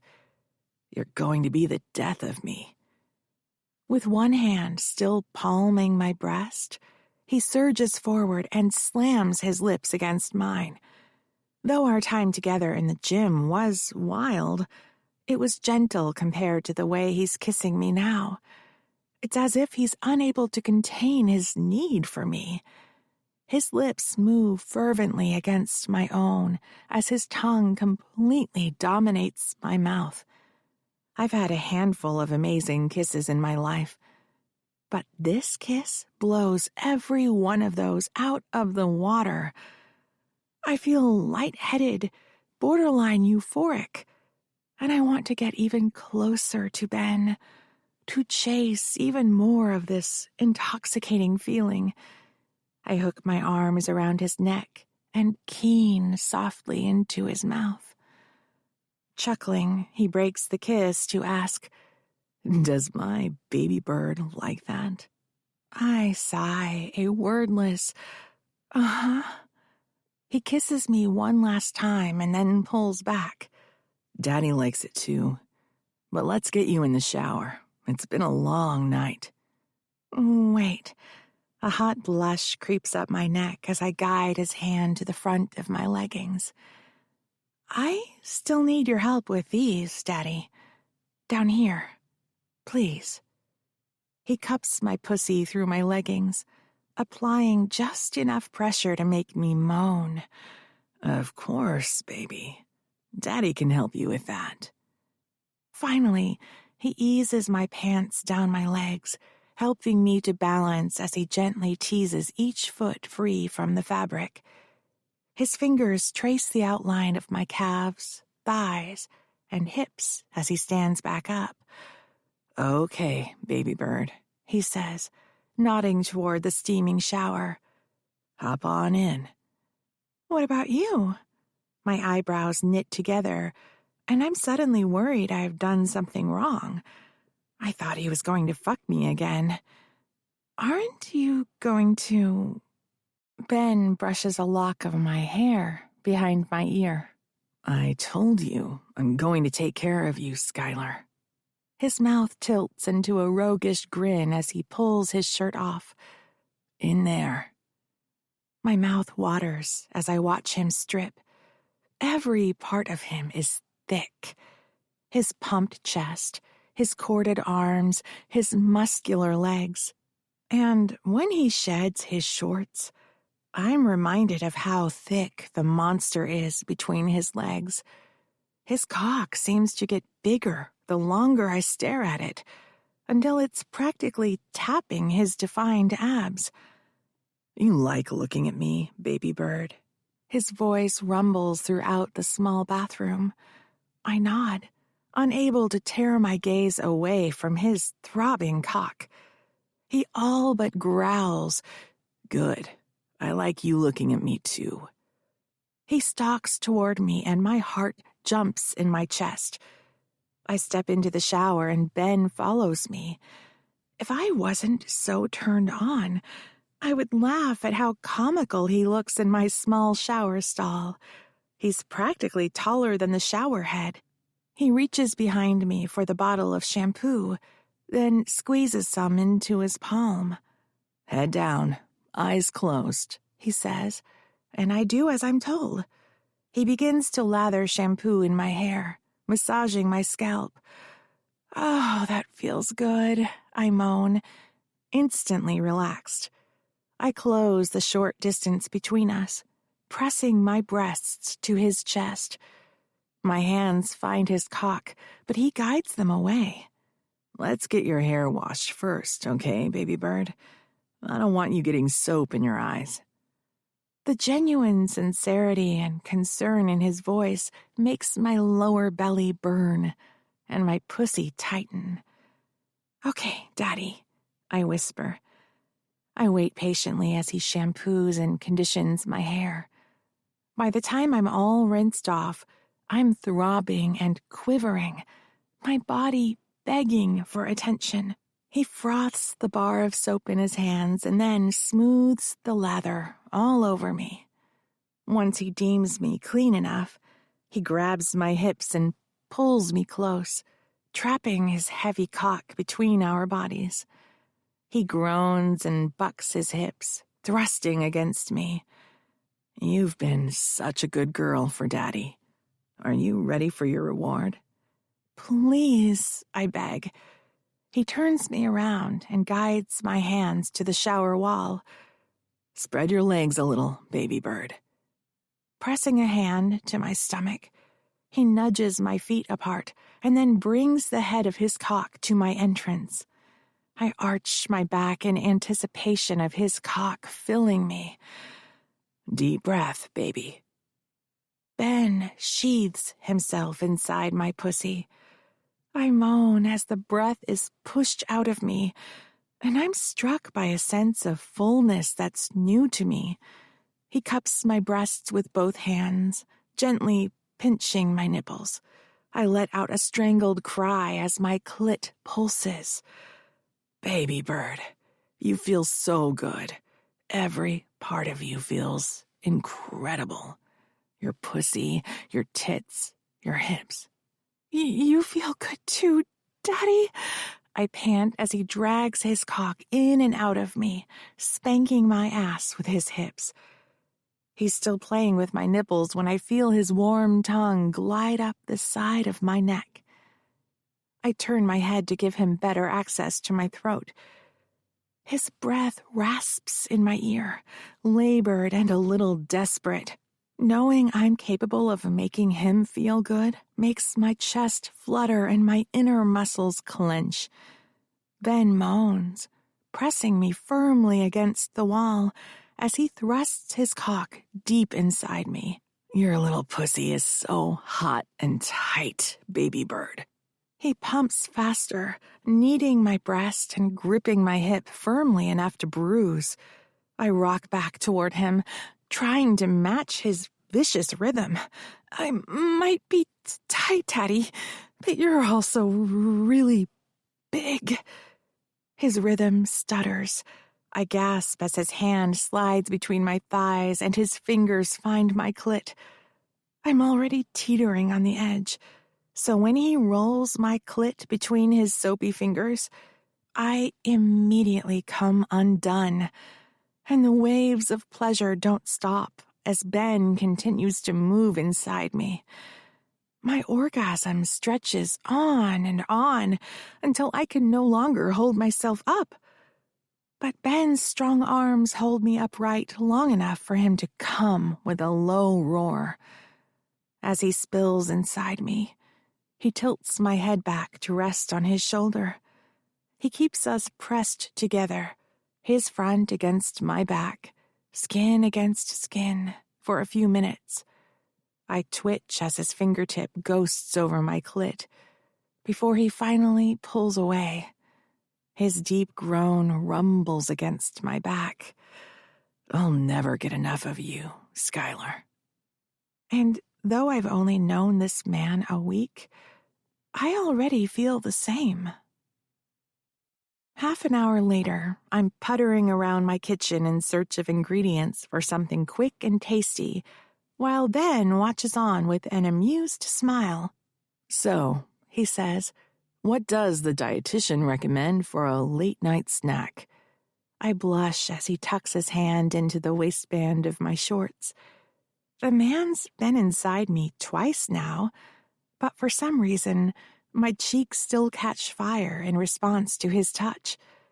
I was thinking something light, like toast, but I'm not sure what to put on it. Would you prefer sweet or savory? Ben shrugs. Doesn't matter to me. Ah, yes. I'd almost forgotten about your indifference to all things delicious. Not all things delicious. He buries his face in my neck. I shiver at the touch of his lips and the heat of his breath. Do you seriously not care what I spread on your toast? I mean, I'd prefer you didn't smear on something revolting, but so long as it's not spoiled, it's all the same to me. I pretend to clutch a string of pearls at my neck. It's all the same to me? Sir, that is a tragic statement. He chuckles as he starts snooping through my cupboards. Just make whatever you're in the mood for, baby bird. Fine, then I'm going to make you the best avocado toast you've ever had. That won't be hard, since I've only had it once and it was fine. I roll my eyes. You're impossible. Ben sets 2 plates on the counter and then steps around to the bar side to give me room to work. I grab an avocado, a lime, some chili powder, and a loaf of whole wheat bread, laying all of my ingredients on the counter before I fetch a cutting board. Is this the kind of thing you and your dad would make together? He asks. Not really, I say, popping 2 slices of bread into the toaster. This is more like a quick breakfast. If he and I were cooking, it was usually something more elaborate. He watches me mash the avocado in a small bowl. I sprinkle over some salt, squirt in a bit of lime, then add a few dashes of chili powder. When the toast is browned and slightly cooled, I top each slice with some avocado. It needs something else, I say. I recall that I hard-boiled some eggs last night and skipped to the fridge to grab one. Finally, Ben says when I hand him the egg to peel. Something I recognize. Ha ha. I rifle through my cooking utensil drawer for a handheld grater. Just for that, I'm going to make it my mission to make you love food. You really don't have to do that, Sky. Well, I want to. You're clearly capable of taking pleasure in other things. There's no physiological reason you can't take pleasure in food, too. Suppose I can't argue with you there. Ben smiles as he hands the peeled egg back to me, then scoops the shell into his palm to dispose of it in the trash. I grate the egg over the mashed avocado, making sure to get some white and some yellow on both pieces of toast. Ben fills 2 glasses with cold water and brings them to the table as I salt and pepper the egg layer and then plate up our toasts. We sit at my small table in companionable silence, munching our late-night snack. After a few minutes, Ben clears his throat. So, he says, almost nervously, we should probably talk about this. You don't like it? I bite my lip, knowing full well that he isn't talking about the toast. Ben cocks his brow. You're lucky you're cute when you're being cheeky. He takes a long drink of water. I should have asked you this beforehand, but is it all right that I called you Baby Bird? I can't help smiling at the mention of his pet name for me. Yes, definitely. I chew on the inside of my cheek. I feel like I should ask if it's okay that I call you Daddy, but I was the one who said it first. I shrug and nod. Ben chortles. Sky, nothing has ever made me as happy as hearing you moan the word Daddy for me. A giggle bubbles up from my chest. I clamp my hand over my mouth, feeling slightly embarrassed by my outburst. What is it? He asks. I'm sorry. I stare down at my empty plate. Even though we've been together twice now, and I feel comfortable around you, I'm still kind of nervous. It's like there's a ball of excitement bouncing around in my stomach. Ben lays his hand over mine on the table. I feel the same way, he says. But as strange as it is, it feels right, too. Like something's clicked into place. Exactly. I suppress a yawn. Sorry, I'm pretty tired. No need to apologize. It's late. You should get ready for bed. I'll take care of these plates. I'm too exhausted to argue, so I don't. I shuffle into the bathroom to brush my teeth and then practically crash into bed. As I'm dozing between wakefulness and sleep, I feel the bed shift and my blankets being lifted. I feel the press of a warm body against my back and sigh dreamily. Warmth surrounds me, and I snuggle into the source. Good night, Daddy, I mumble. Before I drift off, I feel his lips brush my shoulder. Sweet dreams, baby bird. Chapter 7. Ben. I wake up to a sunlit bedroom in an unfamiliar bed. All at once, the events of the previous night flood my consciousness, and I recall where I am. Skylar's bed, in Skylar's apartment. I almost can't believe it really happened, but my body knows otherwise. I reach out my arm to pull her closer to me, but I'm met with cold, empty space. She must already be awake, probably making breakfast. Something delicious to challenge my limited tastes. I appreciate her efforts, and I'll try anything she makes. I've got to admit, last night's avocado toast was a fresh departure from my usual fare. Who knows? Maybe Skylar's cooking is the jumpstart this old jaded palate needs. I rub the sleep from my eyes and sit up in bed, taking a moment to survey her bedroom. It's small, but tastefully furnished and bright. I wouldn't be surprised if she painted the robin's egg blue walls herself. I throw the sheet off and leave the bedroom in search of my baby bird. I'm in the hallway when a languid sigh beckons my attention to the living room. My feet stop at the threshold as my brain screeches to a halt. A very naked Skylar stands, bent at the waist, with her hands and feet planted on a blue yoga mat. Frozen in place, I drink her in. She's got her hair tied up in a loose bun to keep the long strands out of her eyes. She drops fluidly into a plank pose and then lowers her hips, arching her spine and tilting her head back. Eyes closed in relaxation, her face looks completely at ease. Her breasts shift hypnotically with every move she makes, her nipples hardening into tight pebbles, begging to be tasted. She's literally the most beautiful creature I've ever laid eyes on, and I'm completely entranced. I could stand rooted to this spot and watch her do yoga for hours, days, centuries. And after that, if I was lucky, maybe she'd let me spend eternity rubbing out her tight knots and sore muscles. But it's not just her physical perfection that I crave. I could spend the rest of my life watching her flit around the kitchen, chopping and dicing and taste testing. I've slept alone more nights than I've shared my bed, but but after one night with Skylar, I can't imagine either of us coming home to a cold bed every night again. Not when we could be setting the sheets on fire together. My thoughts sprint through my mind so quickly, I have to consciously pump the brakes to keep them all straight. One thing I know for sure is that I don't want this to be a one-night stand or a casual sexual relationship. All those things I've been putting off in my life, a committed relationship, marriage, hell, maybe even kids. Turns out I want them very much, and I want them with Skylar. The realization that I'm falling in love with her pierces my chest like an arrow. I should have seen it coming.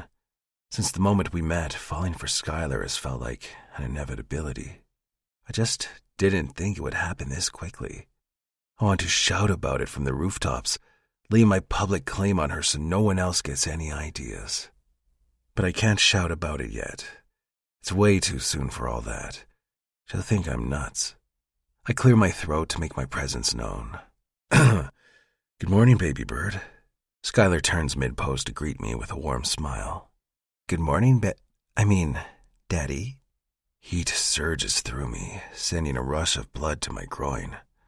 I'll never get tired of hearing her call me Daddy. Am I interrupting?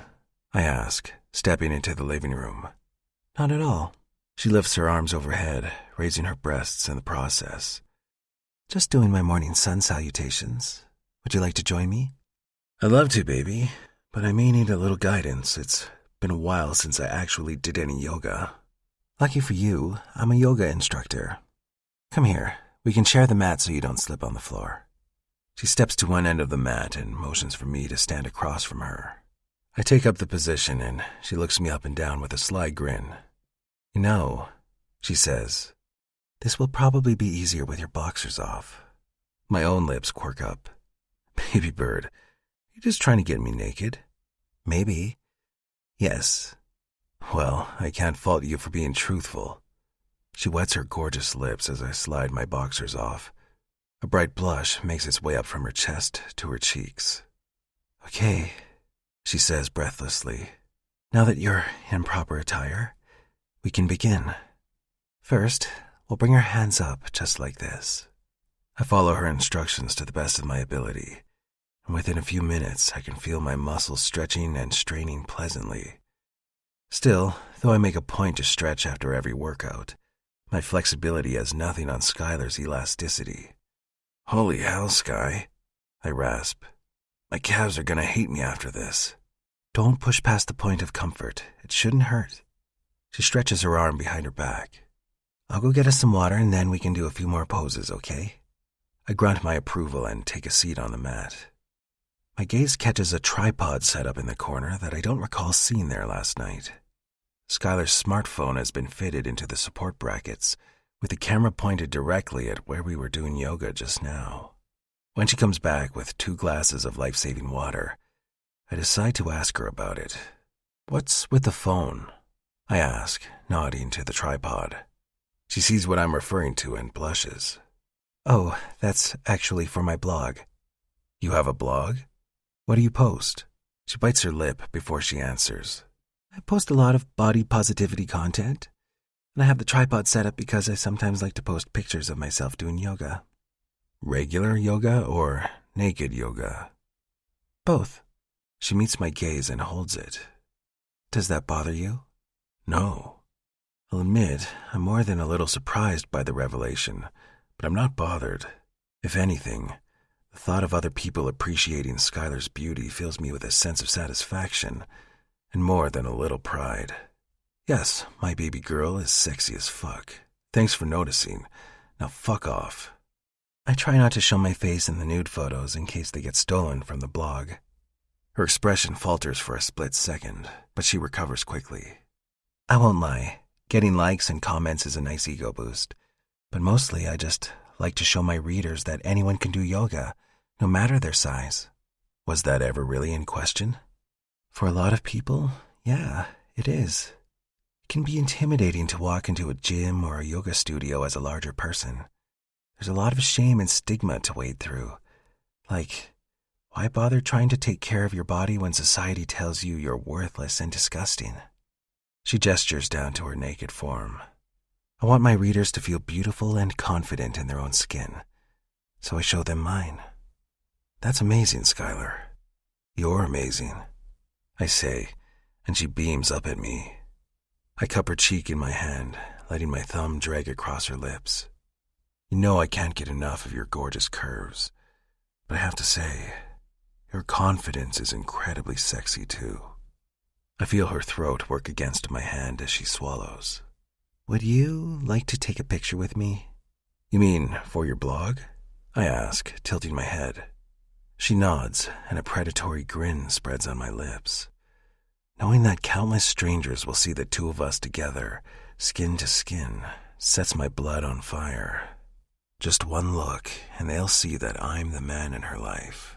And while they're appreciating her body from afar, I'm the one who gets to touch her. Then absolutely, baby. Skylar jumps to her feet and pads over to her phone. After fiddling with the settings for a minute, she sets it back into place and returns to the mat. So, for what I have in mind, let's have you on the bottom and I'll be on the top. A throb of desire shoots through my body at the thought of Skylar on top of me. Just tell me what to do, baby bird. I'll follow your lead. She drops to her knees, sits back on her heels, and places her forehead to the mat with her arms out in front of her. You'll be just like this, in child's pose. She lifts her head to flash me a smile, and I feel my heart melt at the childlike excitement on her face. I think I can manage that. I nod. She stands and I take her spot, trying my best to copy her movements. I inhale deeply and settle into the position, feeling a nice stretch in my lower back. Perfect, she says. Stay just like that. I'm going to rest over you now. I feel her warm skin pour onto mine as she drapes herself over my back. She's completely stretched out on top of me, with our backs pressed together and her head carefully resting on the back of my skull. She brings her hands over her head and rests the back of her hands on top of mine. She takes a deep breath in and then exhales. The timer should go off soon. Just keep breathing deeply and let your body continue to slide into the stretch. After almost a full minute of relaxing into the pose, Skylar rolls off me onto the floor. I miss the weight of her the instant she's gone. I was able to hold myself together so she could get her picture, but now... My phone definitely should have snapped something by now, she says. Before she can crawl away, I grab her around the middle and flip her so she's beneath me. Hold on, baby bird. She gasps as I lower my lips to hers and slide my tongue into her mouth. I've been aching to get my hands and mouth on her since I found her this morning, and I can't hold back another second. I need her, all of her. When I finally break the kiss, her lips are red and swollen, and all I can think about is how badly I want to make her other lips blush. Can Daddy taste you, baby bird? I rasp. Oh, God. She whines softly. Yes, please, Daddy. Taste me. I kiss down her chin, her neck, her sternum. I pause to worship her beautiful breasts, caressing them with my mouth and dragging my tongue across her nipples. She moans as I continue my journey down her body, pressing wet kisses across her soft skin until I reach her smooth mound. My mouth hovers over her lower lips, and by the way she twitches under me, I know my breath is hitting her just right. Has anyone ever licked your little pussy, baby bird? She shakes her head no, and a thrill ripples from the top of my spine to the head of my dick at the thought of claiming yet another one of her firsts. I rub reassuring circles into her hips with my thumbs and say, I'm going to eat your pretty pussy, Skylar, and I'm not going to stop until you come on my tongue. Do you understand? She shivers and nods. I understand, Daddy. I lick up her slit, and her entire body arches. She releases a gasp as her legs try to close, trapping my head between her thighs. Sorry, she whispers. That felt really good. Don't be sorry, baby girl. I wouldn't want to be anywhere else. After a few more long, slow licks, I gently spread her labia and take in the luscious view with a groan. Skylar emits a choked cry as I slip my tongue inside her, drawing her weeping pussy closer to my mouth. I pump my tongue in and out of her a few times, savoring her taste, before moving up to the pearl in her folds. I start by giving her clit a few light licks with my tongue. Skylar moans, reaching down to rest her hand on the back of my head. Oh God, Daddy, that feels so good. Please do that again. You like the way Daddy licks your pussy? I lap at her clit until she's panting, then purse my lips and gently suck. She bucks toward my face. Yes, it feels wonderful. Please don't stop. I groan at the desperation in her voice, alternating between licking and sucking on her clit. Her hips refuse to stay still on their own, so I pin them to the mat. She seems to like being restrained as much as I enjoy holding her down. A short time later, I feel her clit pulse against my tongue, and I know she's getting close. I want to push her over the edge, so I speed up my tongue and suck a bit harder at her clit. Daddy, she babbles, her hand clinging to my short hair. I'm gonna... She can't even finish her sentence. Her thighs clamp over my ears as her clit throbs. She pants and whimpers through her orgasm, and I draw out the experience for as long as possible with slow, languorous licks. When her legs finally fall open, I lift my gaze to look at her face. Her chest heaves as she stares up at the ceiling, looking every bit the satisfied customer. Did that feel good, baby bird? I ask, caressing her soft belly. She grasps my hand and squeezes gently. Daddy, your mouth felt so good. I lay down on the floor beside her, watching her chest rise and fall with each labored breath. The fact that I get to see her like this, sated and spent, has me feeling like the luckiest man alive. Once again, I'm reminded just how easily she made me fall for her by simply being herself. She glances down at my rock-hard cock. What about you, Daddy? I catch her wrist as she reaches for my dick, then guide her hand higher, pressing a kiss to her knuckles. Don't worry about me, baby bird, I say between kissing her fingertips. This morning is all about you. She opens her mouth to protest, but I press a finger to her lips. I promise you can return the favor later today, okay? Daddy's got to leave for work soon, and the longer I wait to take you again, the better it'll feel when I can finally have you. She sighs and nods. Okay, but only because I like hearing you say the word later. I cradle her jaw and kiss her perfect lips. Trust me, baby girl. I'll be thinking about you every second until you're in my arms again. I press one last kiss to her forehead. Do you have class today? Not till this afternoon. She scrunches up her features. Tonight's going to be weird, isn't it? I stroke her cheek and sigh. As much as it's gonna suck, we should probably keep things professional between us while we're at work. Well, more professional than we played it last night, at least for a little while. She laughs softly. Yeah, probably. You are still my boss. Your much older boss. Carefully, I work the hair tie from her bun and tease her auburn locks loose so I can comb my fingers through them. It pains me to know that our time together is about to be put on pause, that I won't be able to pull her into my arms the second she walks through the door to my gym. It'll be tough, I tell her, but we'll make it work. And I promise, Skylar, one day soon, I'll tell everyone that you're mine. That you're mine and I'm yours, forever and always. Her smile lights up her face like a sunrise. I can't wait. Chapter 8. Skylar. I rise to my feet in the center of my yoga mat and clasp my hands together. Thank you all so much for joining me on this journey. I hope to see each of you again soon. My students clap and murmur a hearty reply and begin packing up their things.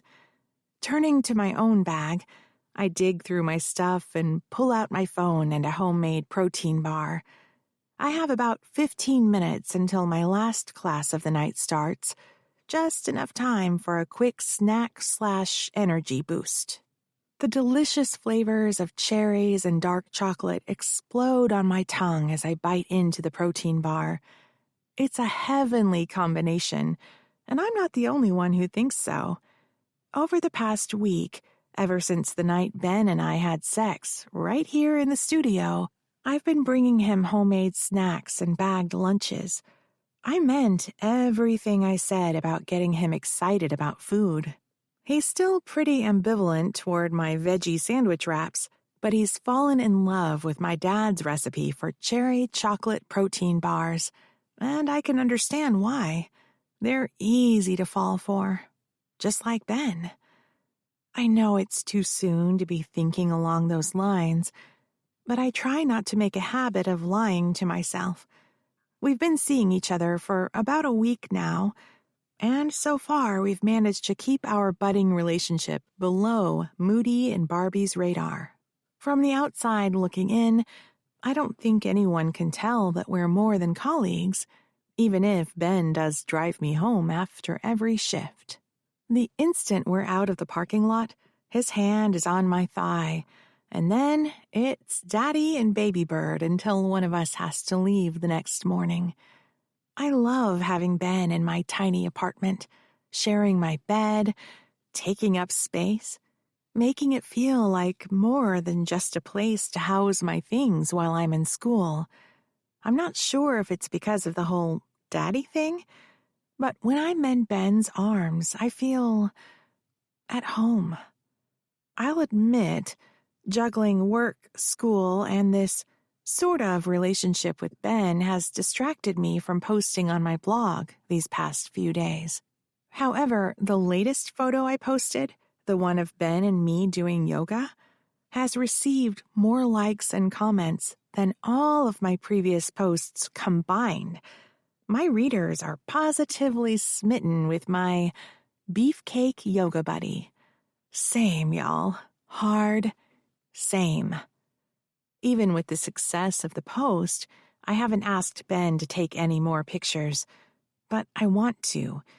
In fact, I haven't been able to stop thinking about the different poses we could try, each one more scandalous than the last. I'm pulled from my salacious daydreams by the sound of the studio door opening. The first handful of students for my next class file into the space, talking and laughing among themselves. "Welcome," I greet them. "Please find a spot anywhere you feel comfortable. We'll begin in just a few minutes." I finish my protein bar as the rest of my students drift in, taking the opportunity to respond to a few comments on my most recent blog post. At the start of the hour, I tuck my phone back into my bag and take a deep breath to center myself. "Okay, everyone," I say, trying to calm some of the chatter. "Thank you all for joining me. My name is Skylar, and I'll be guiding you through our yoga session this evening." I'm in the middle of my intro when a straggler slips through the door, and my thoughts stumble over themselves. What the fuck is Nate Whitney doing in my yoga class? I gulp hard, fighting to minimize the shock seeping into my tone. As I was saying, this is a beginner's class, and each of the poses can be modified to suit any fitness level. My gaze trails him around the perimeter of the studio as he grabs a mat and settles into the back row, like he's done this a million times. But I've never seen him in this gym, let alone the yoga studio.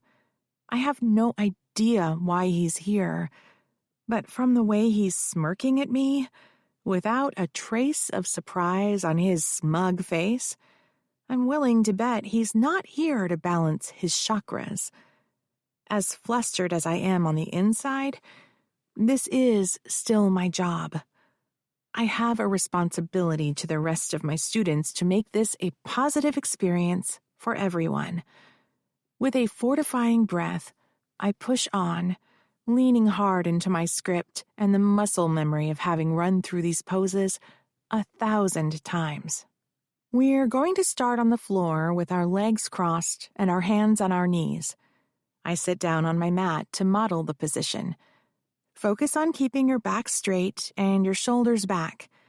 With each breath you take, feel your chest open, centering you here in this moment. After a quick breathing exercise that does little to calm my own racing thoughts, I direct everyone to stretch their legs out in front of them and their arms overhead. Remember, you want to feel a slight stretch, but it shouldn't hurt.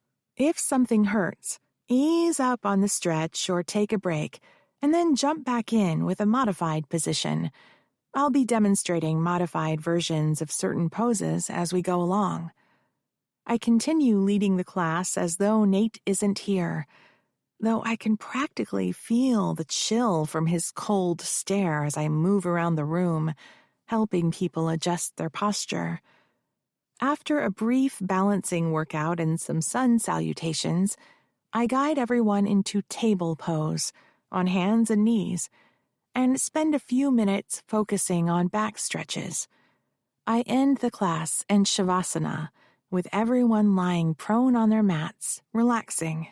Everyone except Nate, who braces himself on his elbows, eyes trained on me. That's the end of our time together, I say quickly, not a second later than I must. Thank you all for joining me, and I hope to see you again soon. I immediately start packing up my bag, figuring I'll head to the bathroom and hide out in there long enough for Nate to get bored and leave. While the rest of the group rises from their mats looking thoroughly refreshed, Nate takes his sweet time gathering up his things. As I shoulder my bag, a shadow falls over me. "That was quite the lesson, Skylar," Nate says. "Wasn't nearly as difficult as my regular workout, but not everyone has the stamina for that level of intensity." I clench my jaw and suppress the urge to roll my eyes. Nate might be a shithead, but he's also a customer. I should at least try to be professional. "Thanks, Nate," I respond flatly. "Glad you enjoyed it. Now, if you'll excuse me..." I start to walk past him, eager to end the conversation before it starts. "You forgot a pose, though." Reluctantly, I stop halfway to the exit. "Oh, yeah? What pose is that?" "The one where you get naked and lie on top of some guy. I was looking forward to trying that one." I freeze in place as Nate's thin lips curve into a sneer. "What the hell are you talking about?" I mutter in a low voice, looking around to make sure no one else heard us. The only way Nate could possibly know about that photo is if he's been following my blog. "Oh, I think you know exactly what I'm talking about." He steps closer to me. Every inch of my body is screaming at me to recoil, but I stand my ground. "Come on, Skylar. If you needed a volunteer, all you had to do was ask." My skin prickles as Nate's gaze trespasses down my body. I ball my hands into fists. The first time Crystal's douchebag boyfriend tried hitting on me, I got whiplash. My mind couldn't reconcile the terrible things he said to me with his desire to cheat on his girlfriend with her fat friend. I thought he was fucking with me. Then I realized he really did want to fuck me. He just didn't want to own his attraction to girls like me in public. "What the hell is wrong with you?" I snap. "Professionalism be damned. I told you before, I have zero interest in sharing so much as an appetizer with you. Are you so thick-headed that you don't remember the last time I turned you down?" He has the gall to look annoyed, as if I should be honored that someone conventionally attractive would deign to leer in my direction. "I remember you being a frigid, cock-teasing bitch. Is there a problem here?" Relief floods me at the sound of Ben's barking voice. He strides over to us with his arms tensed and his mouth set in a hard, intimidating line. "No problem here," Nate says, giving Ben a once-over. We were just talking about the class. Class is over, so you can take off now. Ben crosses his arms over his chest in a way that accentuates his large biceps. I'd be happy to escort you out if you've forgotten the way. Nate looks like he wants to argue, but Ben's tone leaves no room for debate. Thanks for the workout, Skylar, Nate says, flashing me one last smirk. He exits the studio with his head bowed and his hands tucked inside his pockets.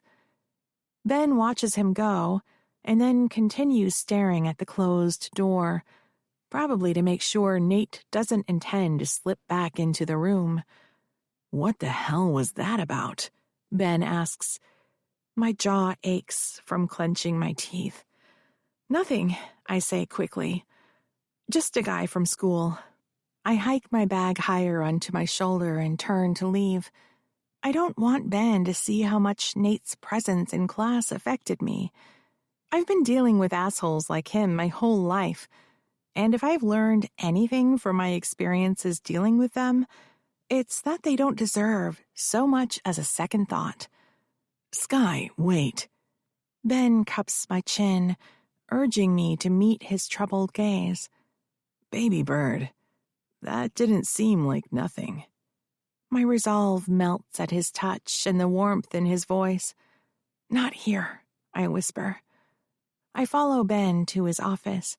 He closes the door behind us, then takes my bag from me and motions for me to sit in his office chair. I'm genuinely surprised when he takes a knee on the floor in front of me instead of grabbing a chair for himself. He grasps both my hands, squeezing gently. Tell Daddy what happened.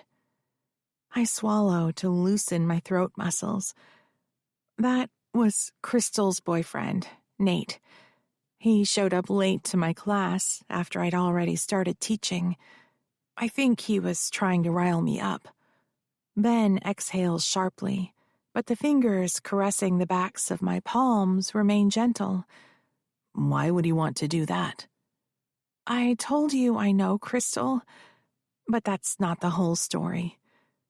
Tears flood my eyes as I realize the actual reason behind my reluctance to tell Ben how my friendship with Crystal ended. I'm afraid he won't believe me. After telling him how Crystal and I came to be friends and roommates, how Crystal and Nate met, and what an awful person he turned out to be, I finally reached the part I've been dreading. We were at a frat party, I say. Crystal and I were both drunk. She went outside to get some air, and I went upstairs to use the bathroom. When I opened the door, Nate was waiting for me. He put his hands on my hips, said I was looking hot tonight, and tried to kiss me. I shoved him off and said I was going to tell Crystal what he'd done. He called me a frigid bitch and a fat slut. You know, super creative stuff. I roll my eyes, trying to play it off like having a guy scream in your face when you're wasted and alone isn't fucking terrifying on every level. Ben's grip tightens around my hands as his throat works to swallow. What happened after that? He asks, his jaw flexing at the corners. I got away from him and went downstairs to look for Crystal, but I was still really drunk. Someone told me she'd left with Nate, so I decided to text her. That's when I realized I'd lost my phone. I feel my nose start to run and glance around for a tissue. Ben grabs the box, as if reading my mind, and slides it closer to me. How'd you get home? Ben asks. I ended up crashing on a friend's couch. When I finally caught up with Crystal the next day at her dorm, she blew up at me, accusing me of trying to hook up with her boyfriend. I tried to tell her that Nate was the one who came on to me, but she pulled out her phone and showed me screenshots of gross text messages that had been sent from my phone to Nate's the night before. I knew then that he must have stolen my phone, but she didn't believe me. That's the worst part in all of this. I was her friend, and she believed him over me. Ben sighs heavily as a storm of emotion rolls across his handsome face. I can tell he's fighting to keep his cool for my sake, to be the steady rock I need. He pulls me down off the chair and cradles me in his arms. I'm so sorry you had to go through that, Skylar.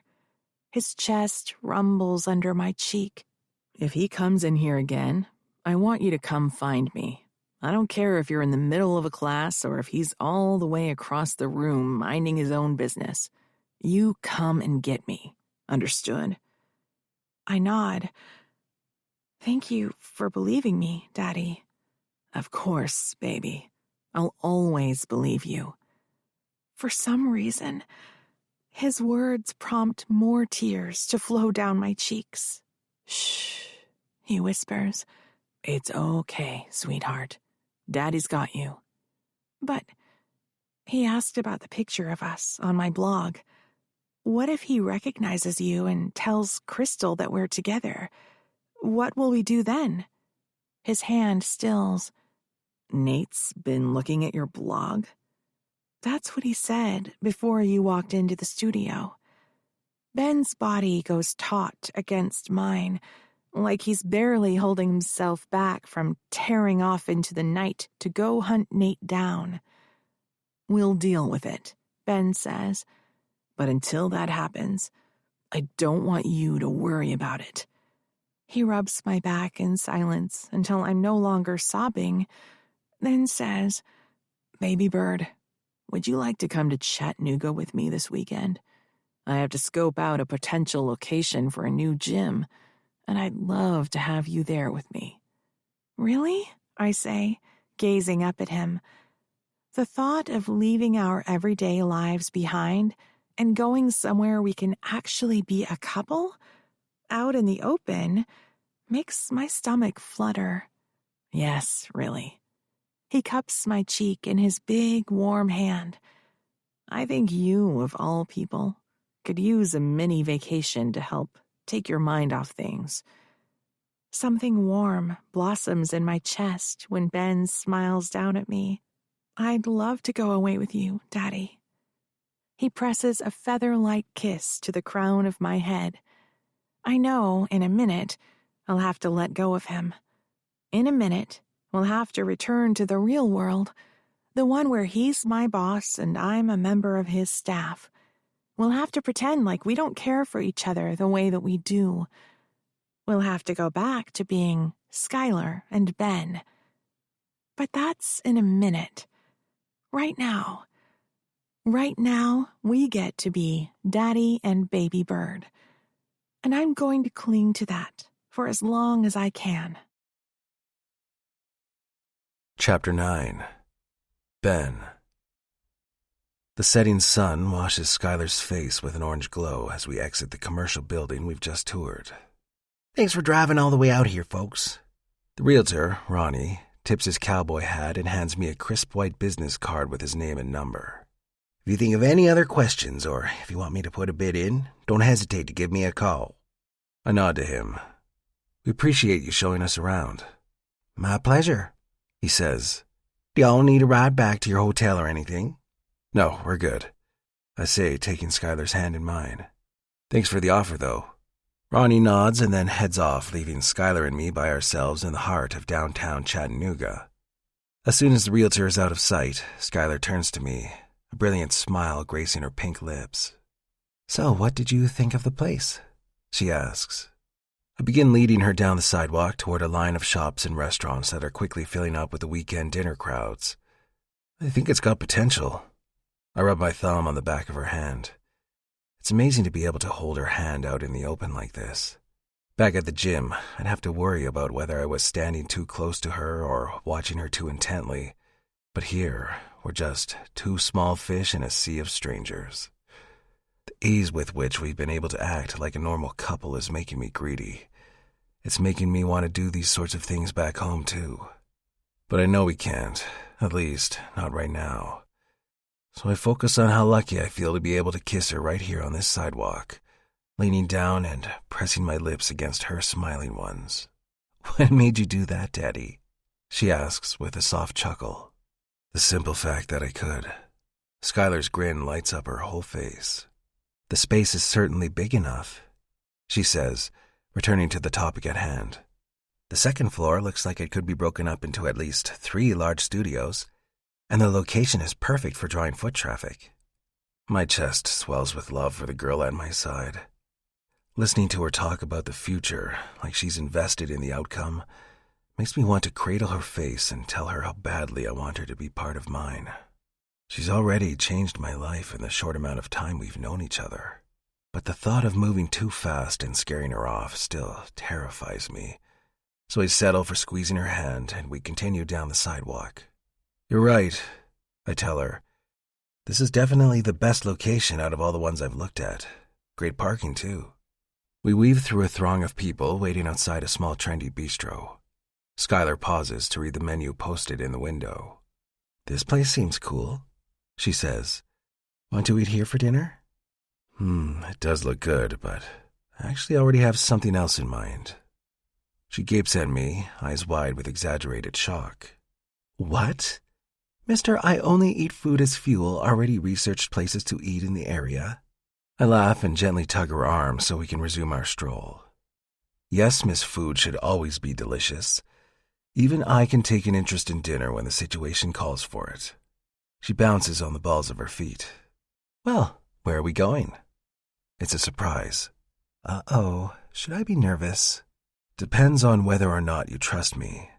She nudges my arm with her shoulder, then goes quiet for a moment. When she speaks again, her tone is both soft and serious. I trust you, Daddy. Are your eyes still closed? I steal a glance at Skylar, who's practically vibrating with excitement in the passenger seat of my truck. Yes, they are. She giggles, shaking her head, clearly finding the whole concept of me surprising her for dinner amusing. I pull into the parking lot of a fairly nondescript beige building and turn into a parking space. Okay, I say, cutting the engine. We're here. Does that mean I can open my eyes now? Nope. I unbuckle my seatbelt and do the same for her. Gotta keep them closed till we're inside. Skylar pouts, tempting me to bite at her plump bottom lip, but otherwise she keeps her eyes firmly closed. But how will I be able to walk inside? I won't let you fall, baby bird. I get out and jog to the other side of my truck to open the passenger door. She gasps as I trace my fingers from her shoulder down to her fingertips. I squeeze her hand. I've got you, Sky. Take it slow. I help her down onto the pavement. She turns her head left and then right, as if she's trying to gauge our position using the power of echolocation alone.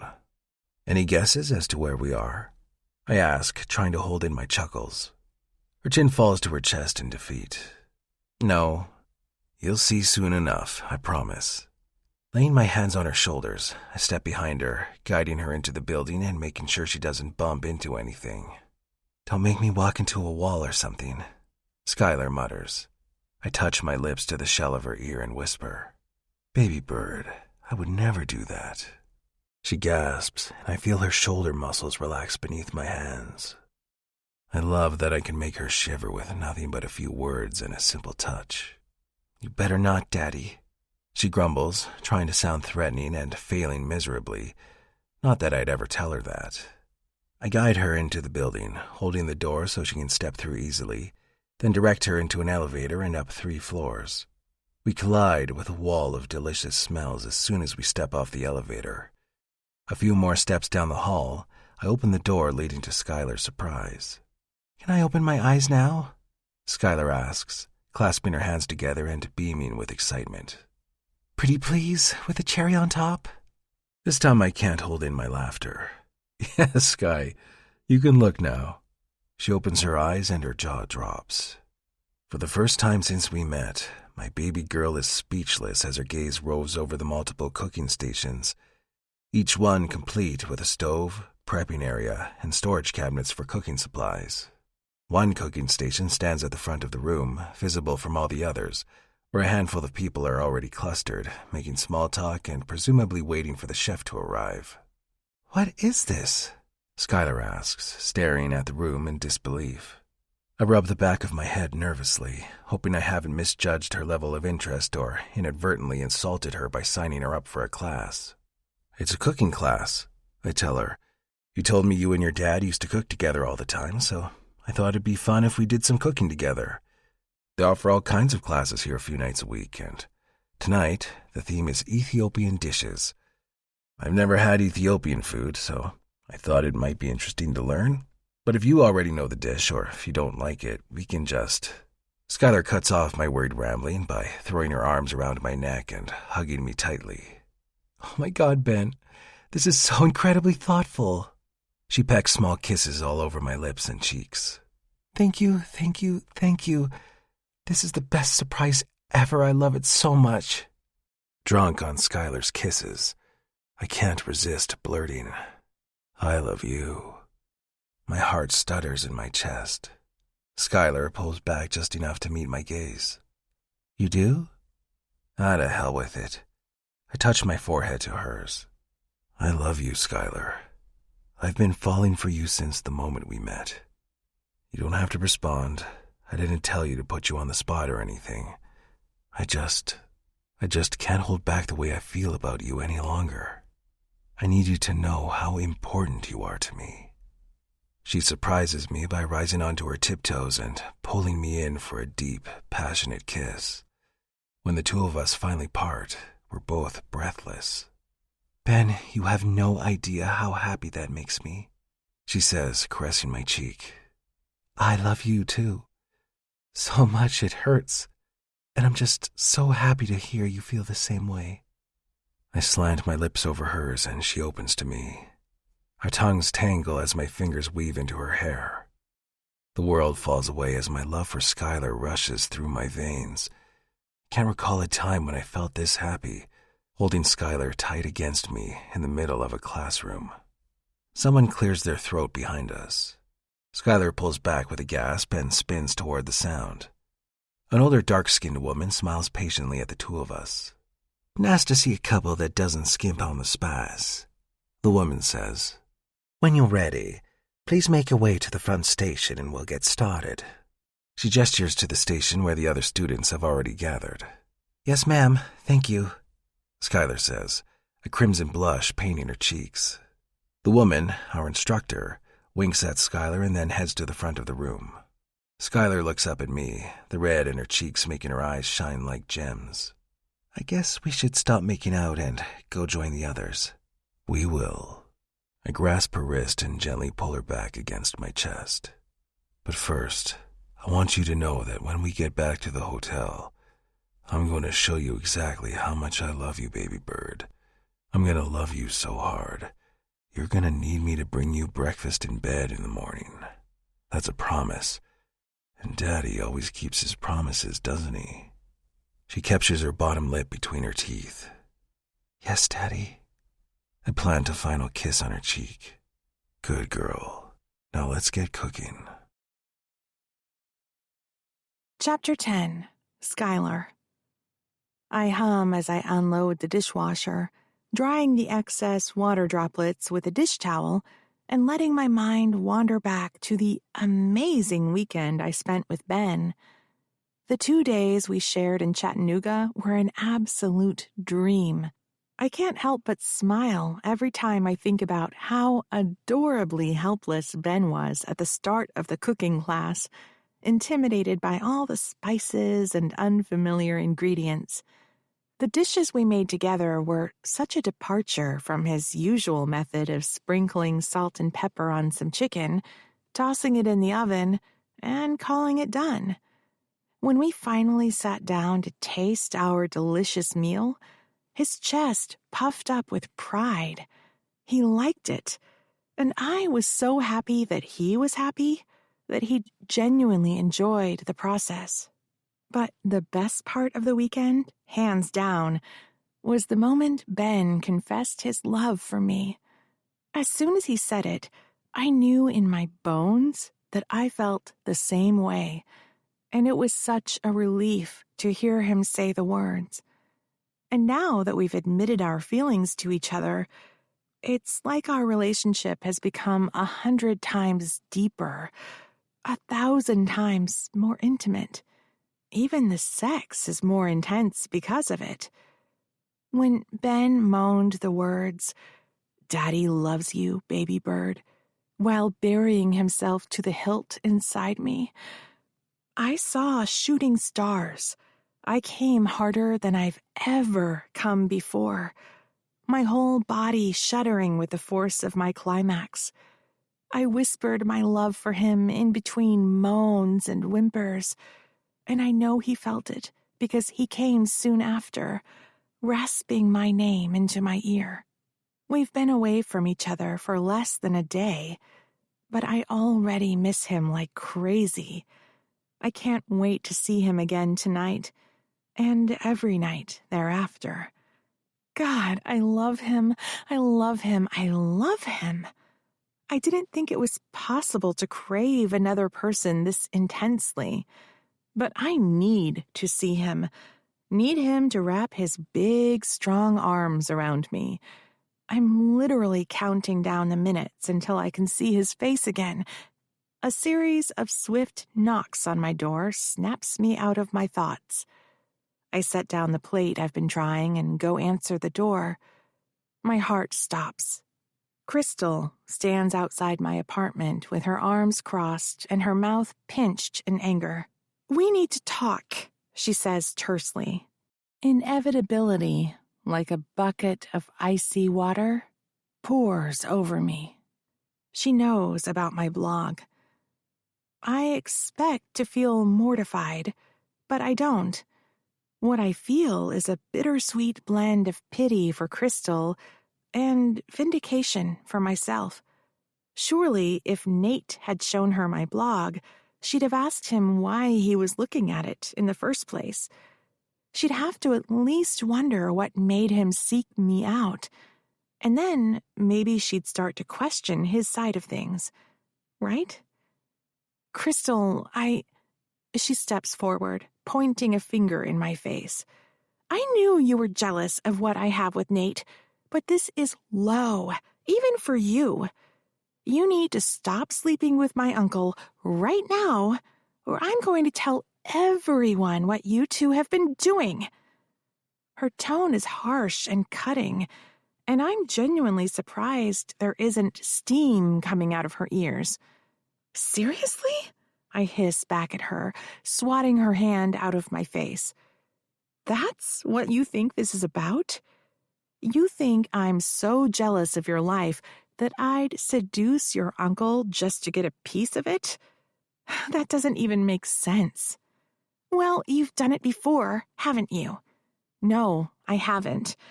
Your boyfriend's full of shit. And while I sympathize with the shock you're feeling, what Ben and I do in private is our business."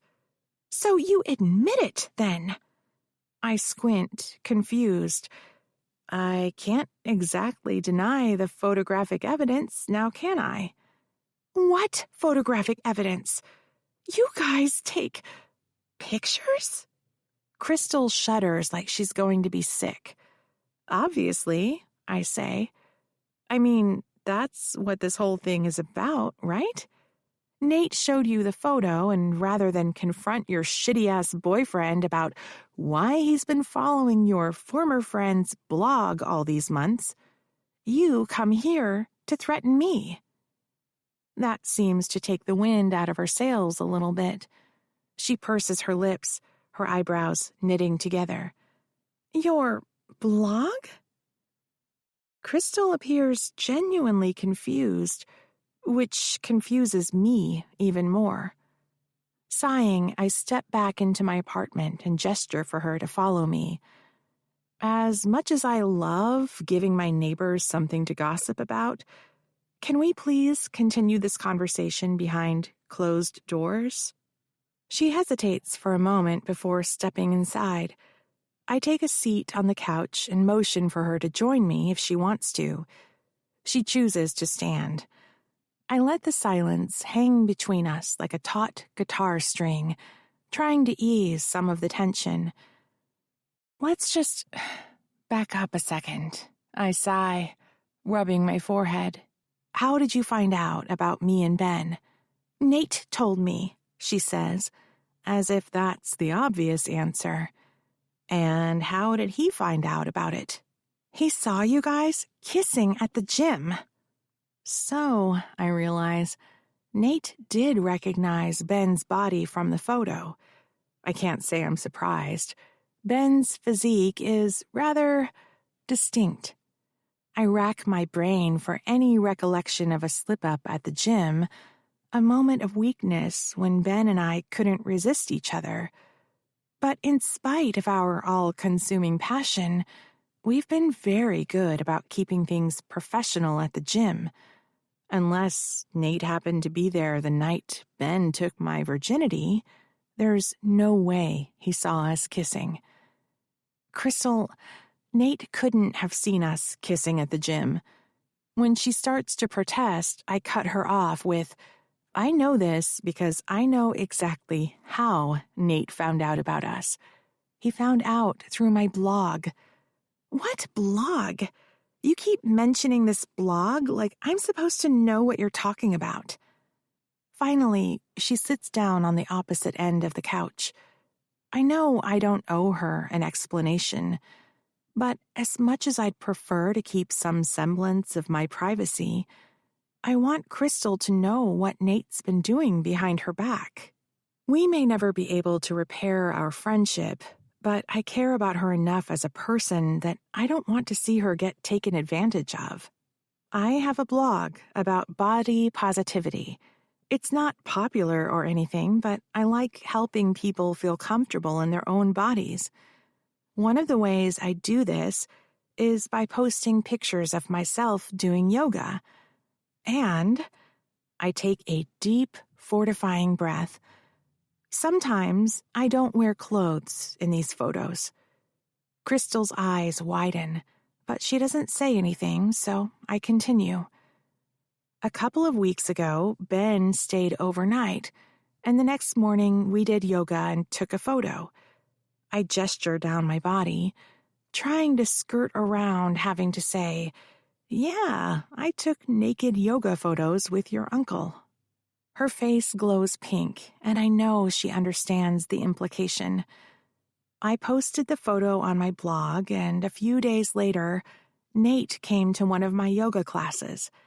He hit on me and told me that he's been looking at my pictures.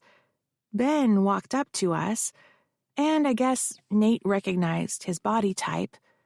Put two and two together, and, well, I shrug rather than finish the sentence.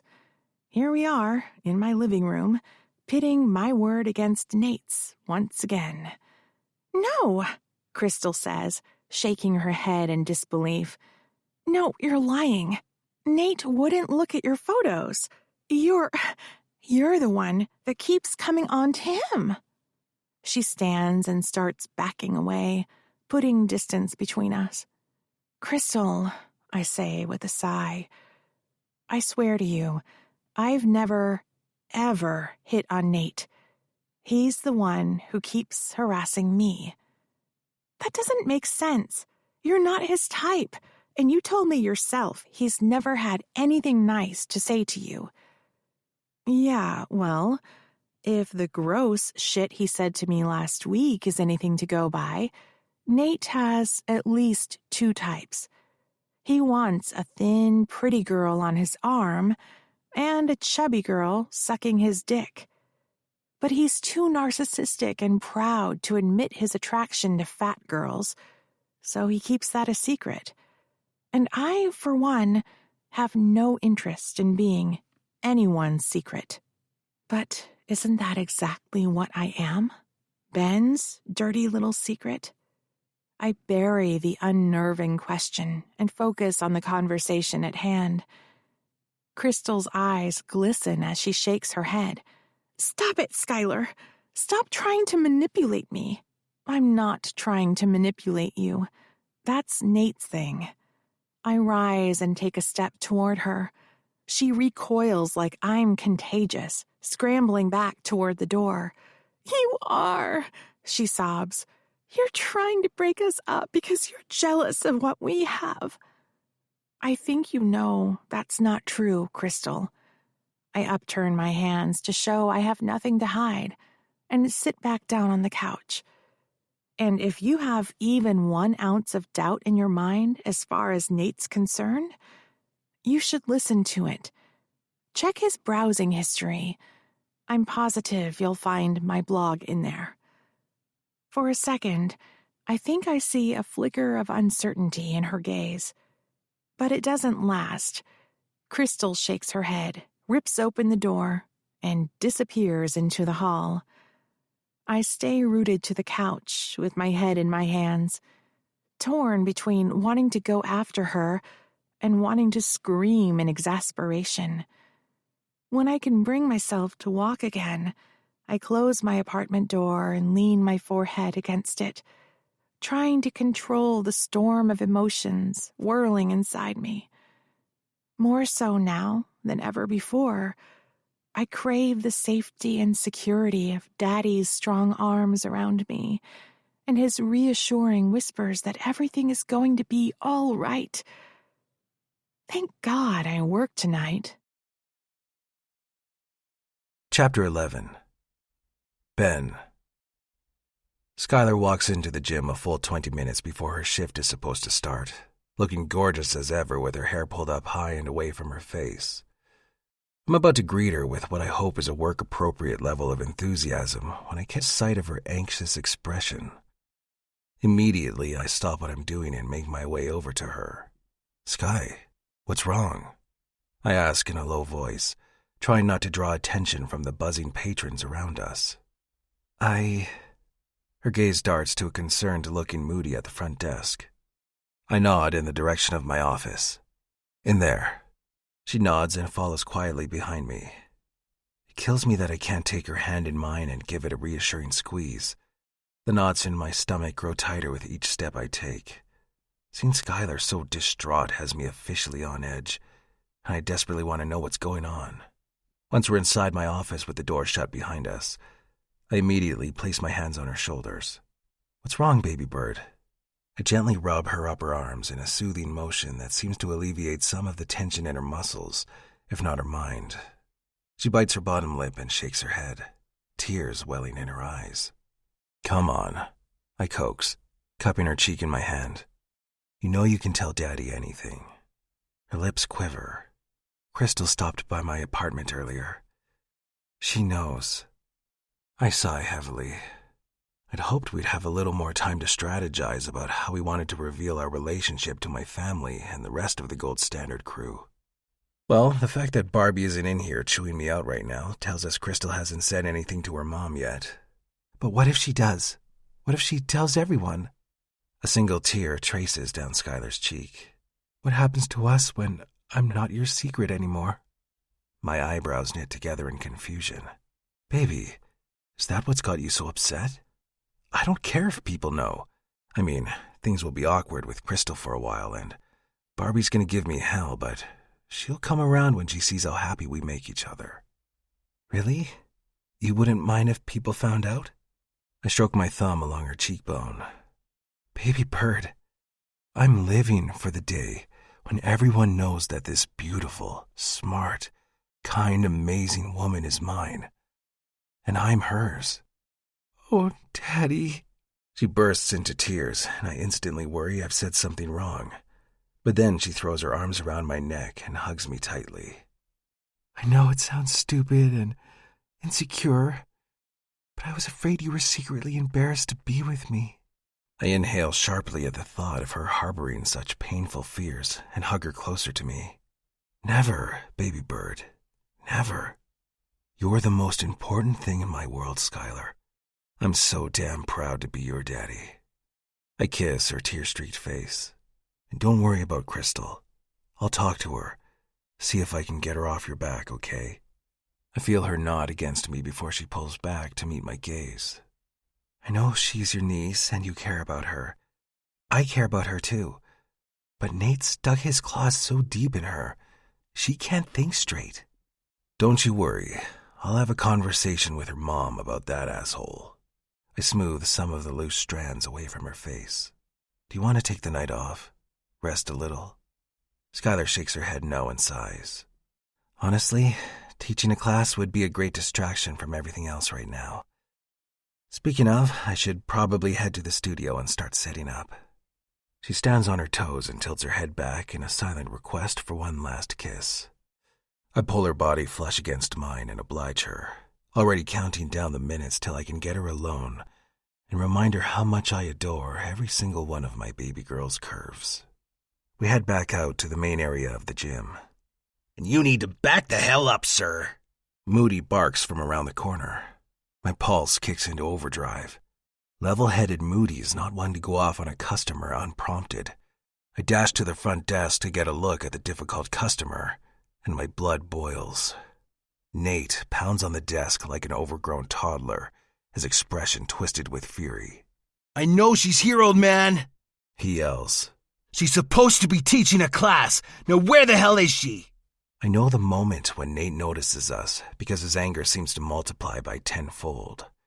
He rounds the desk, barreling past Moody to get to us. This is all your fault, you fat fucking bitch! Nate screams, the veins in his neck protruding. You should have kept your big mouth shut! Barbie gasps, appearing at Skylar's side looking thoroughly appalled.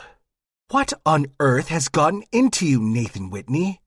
Nate ignores my sister, continuing to stalk toward us, or, more accurately, Skylar. She's so shocked, she doesn't even move as he charges toward her. But I do. I step in front of Skylar, letting my large frame shield her from this dipshit's rage. Nate, I say in a low growl, I suggest you turn around and head out on your own two legs while you still can. A flash of fear crosses his face, but he smooths it over quickly with false bravado. Really, Skylar? He snorts, trying to look around me. It's not enough to let your pervert boss fuck you and take pictures of it? Now you're letting him fight your battles too? I see red. Jolting forward, I grasp the front of Nate's shirt in an ironclad grip. You don't talk to her like that, I growl. Ever again. Nate gulps. The only thing that saves his face from becoming lunch meat is the gentle brush of fingers across my wrist. Skylar steps out from behind me wearing a mask of calm. You're right, Nate, Skylar says, her voice almost eerily cool. She exudes the slightest bit of pressure on my wrist, and my hand obeys, releasing Nate's shirt from my grasp. I don't need someone else to fight for me when my opponent is as weak and spineless as you are. He splutters. Weak? Weak! And spineless. Don't forget that too. She takes another step forward, and he moves back, glancing between us. Only a weak, spineless asshole like you would treat Crystal the way you have. And only a weak, spineless asshole would stalk my yoga blog because he can't admit he's got a thing for big girls. And only a weak, spineless piece of shit would blame someone else for his girlfriend dumping him. That's what this is about, right? She finally dumped your ass? Shut up! Nate yells, but there's no real bite to it. You have no idea what you're talking about, fat bitch! Skylar sighs and flips her ponytail over her shoulder. Well, I'd rather be a fat bitch than a pussy. Nate's mouth opens like he's about to say something else, when Skylar surprises everyone by rearing her fist back and pummeling it right into Nate's nose. He howls as his head snaps back, and blood immediately starts flowing down his chin.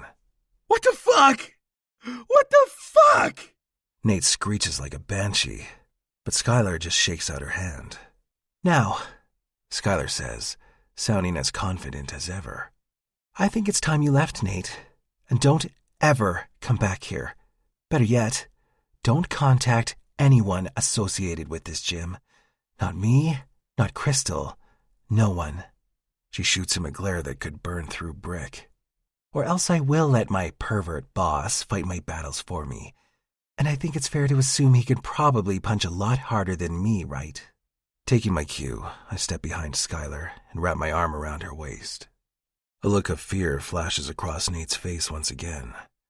Well, at least I think it's fear. It's kind of hard to tell with all the blood smeared over his mouth. He backs away slowly, You're going to regret this, Skylar. You and Crystal both. No, I don't think she will. I growl. When his beady eyes dart toward me, I raise a clenched fist. Now run along before I give you a black eye to match your broken nose. Nate scampers out the door with his tail tucked between his legs like the wounded animal he is. As soon as he's out of sight, Skylar slumps against me. I thought he'd never leave, she mutters, flexing the hand she used to punch him. A slight bruise has already started to form on her knuckles. She touches the tender area with her uninjured hand and hisses. Don't touch it, I tell her. It'll be sore for a few days, but with a little bit of ice and rest, you'll be back to defending the gym in no time.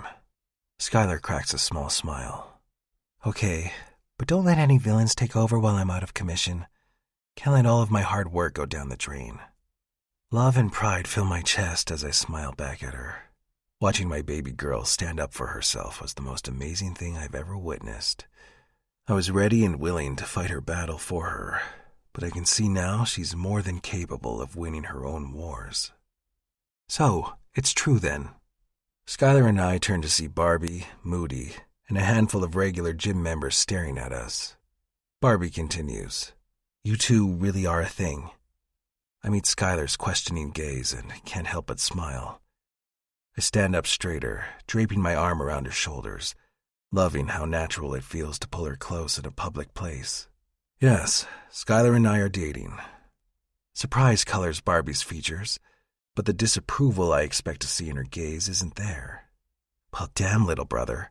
And here I thought you were practicing to be a monk. She winks at me and my face heats up. I'd have thought you'd be pretty pissed at me. Why the hell would I be pissed? Barbie asks, looking genuinely confused. I'm the one who's been hassling you to settle down. Skylar's young, but she's a smart cookie and more responsible than a lot of girls her age. I know you wouldn't take advantage, and frankly, with a right hook like that, I don't imagine she'd let you. As long as you two make each other happy, y'all have my blessing. Skylar flashes my sister a gracious smile. Thank you, Barb. You're welcome, sweetheart. Barbie nods to her hand. Now I think it's safe to assume you won't be teaching tonight. Don't worry, I'll make sure everyone knows class is canceled, just as soon as I take care of these looky-loos. She shoots a hard glare at the handful of patrons who are still standing around, watching us like we're putting on community theater. I can send out a text, Skylar says. No ope, Barbie tisks, wagging her finger back and forth. Both of you've done enough here for one night. What y'all need to do is go home, take care of that hand. I can tell she expects me to argue, but all thoughts of sticking around the gym evaporate the second my gaze meets Skylar's. She smiles up at me, her lips the color of ripe strawberries.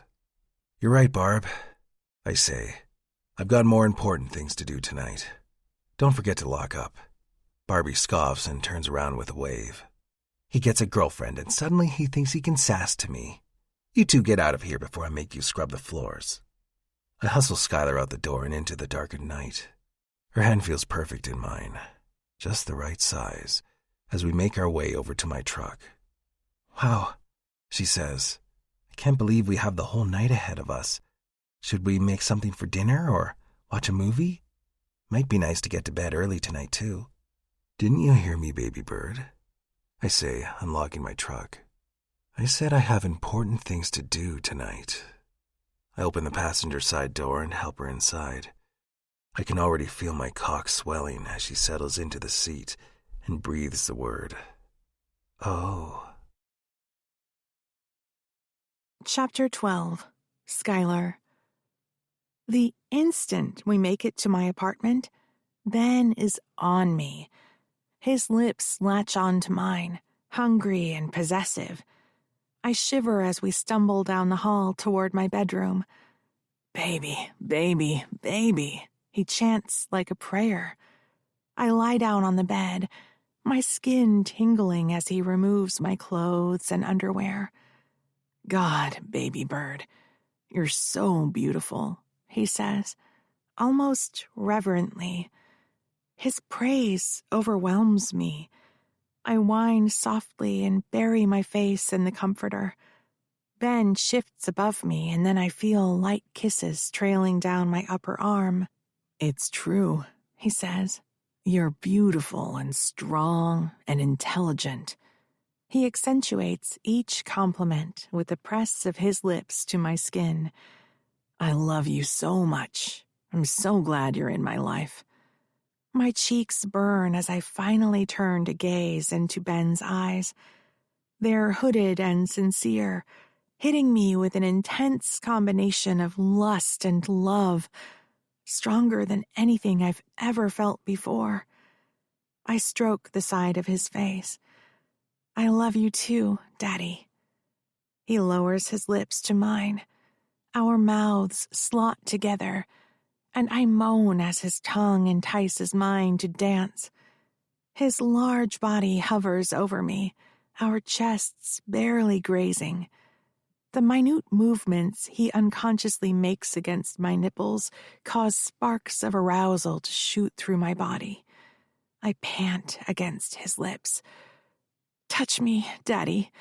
Please." Ben makes a sound halfway between a growl and a groan.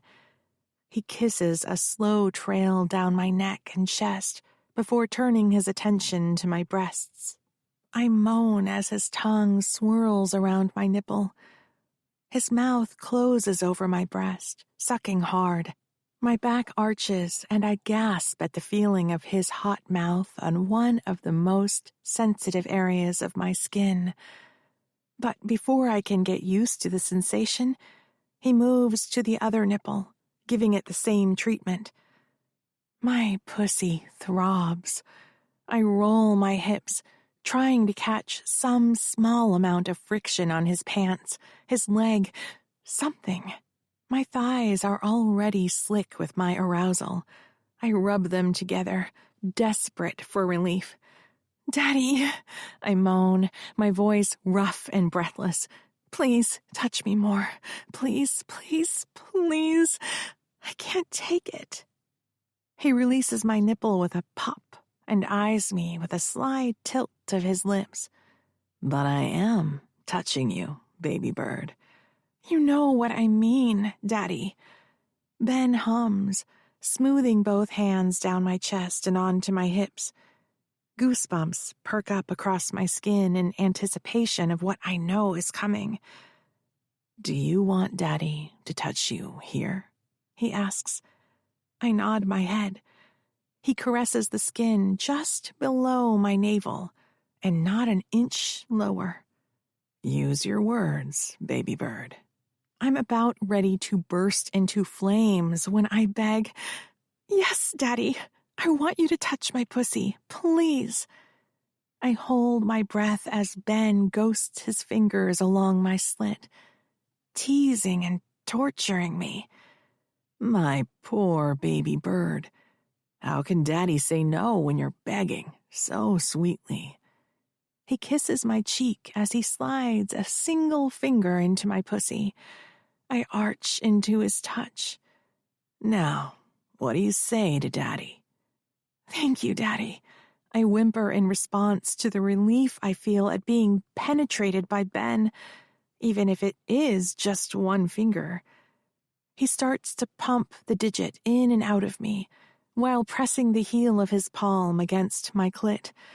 I mewl and moan as he adds a second finger. I make the kinds of noises I would normally be embarrassed by, but not here, and not now. Not when I'm being held so tenderly by my big, strong Daddy. Not when he's the one making me feel so good. Pleasure pulses through me like a deep bass beat as Ben finds the sensitive spot below my ear and starts to suck. "You did so well today, baby bird. You were so badass and brave. I swear, you find new ways to surprise me every day." "Thank you, Daddy. I like surprising you."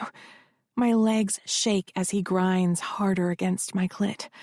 "Are you gonna come for me now, baby bird?" I feel my head move up and down of its own accord. "Yes, Daddy." "Good girl." He presses a kiss to my cheek. I want to feel you come all over my hand, baby bird. Don't hold back." As if his words have cast a spell on me, I feel myself speeding closer and closer to the edge. My pussy throbs. I grind my clit against his hand, humping him as he fucks me. I'm so close. There's a dense ball of heat forming in my lower stomach, taking on more and more gravity with each second that passes.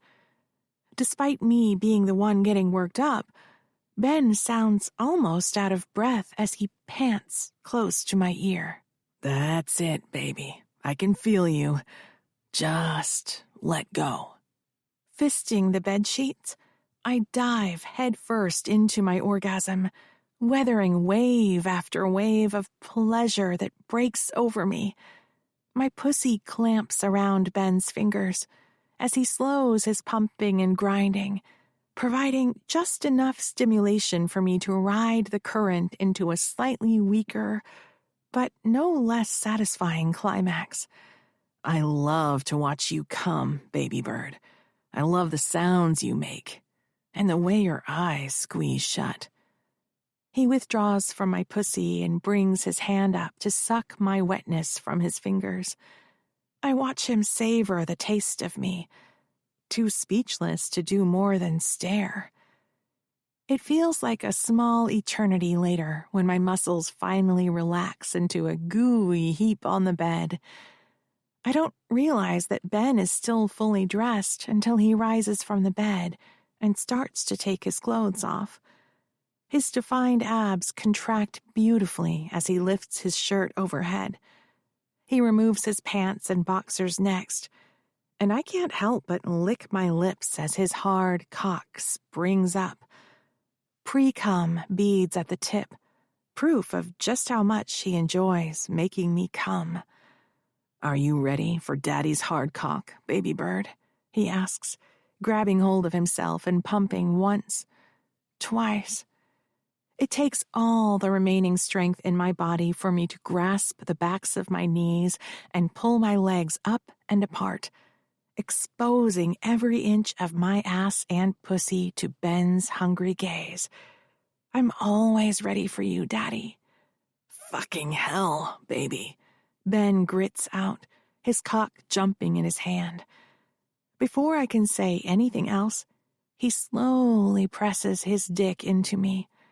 This time, there's no urgency, no immediate bottoming out. He takes it slow and easy, allowing me to feel every inch of his big, fat daddy cock as it stretches my pussy. Even after having had his fingers inside me, I'm still not fully prepared for the size of him.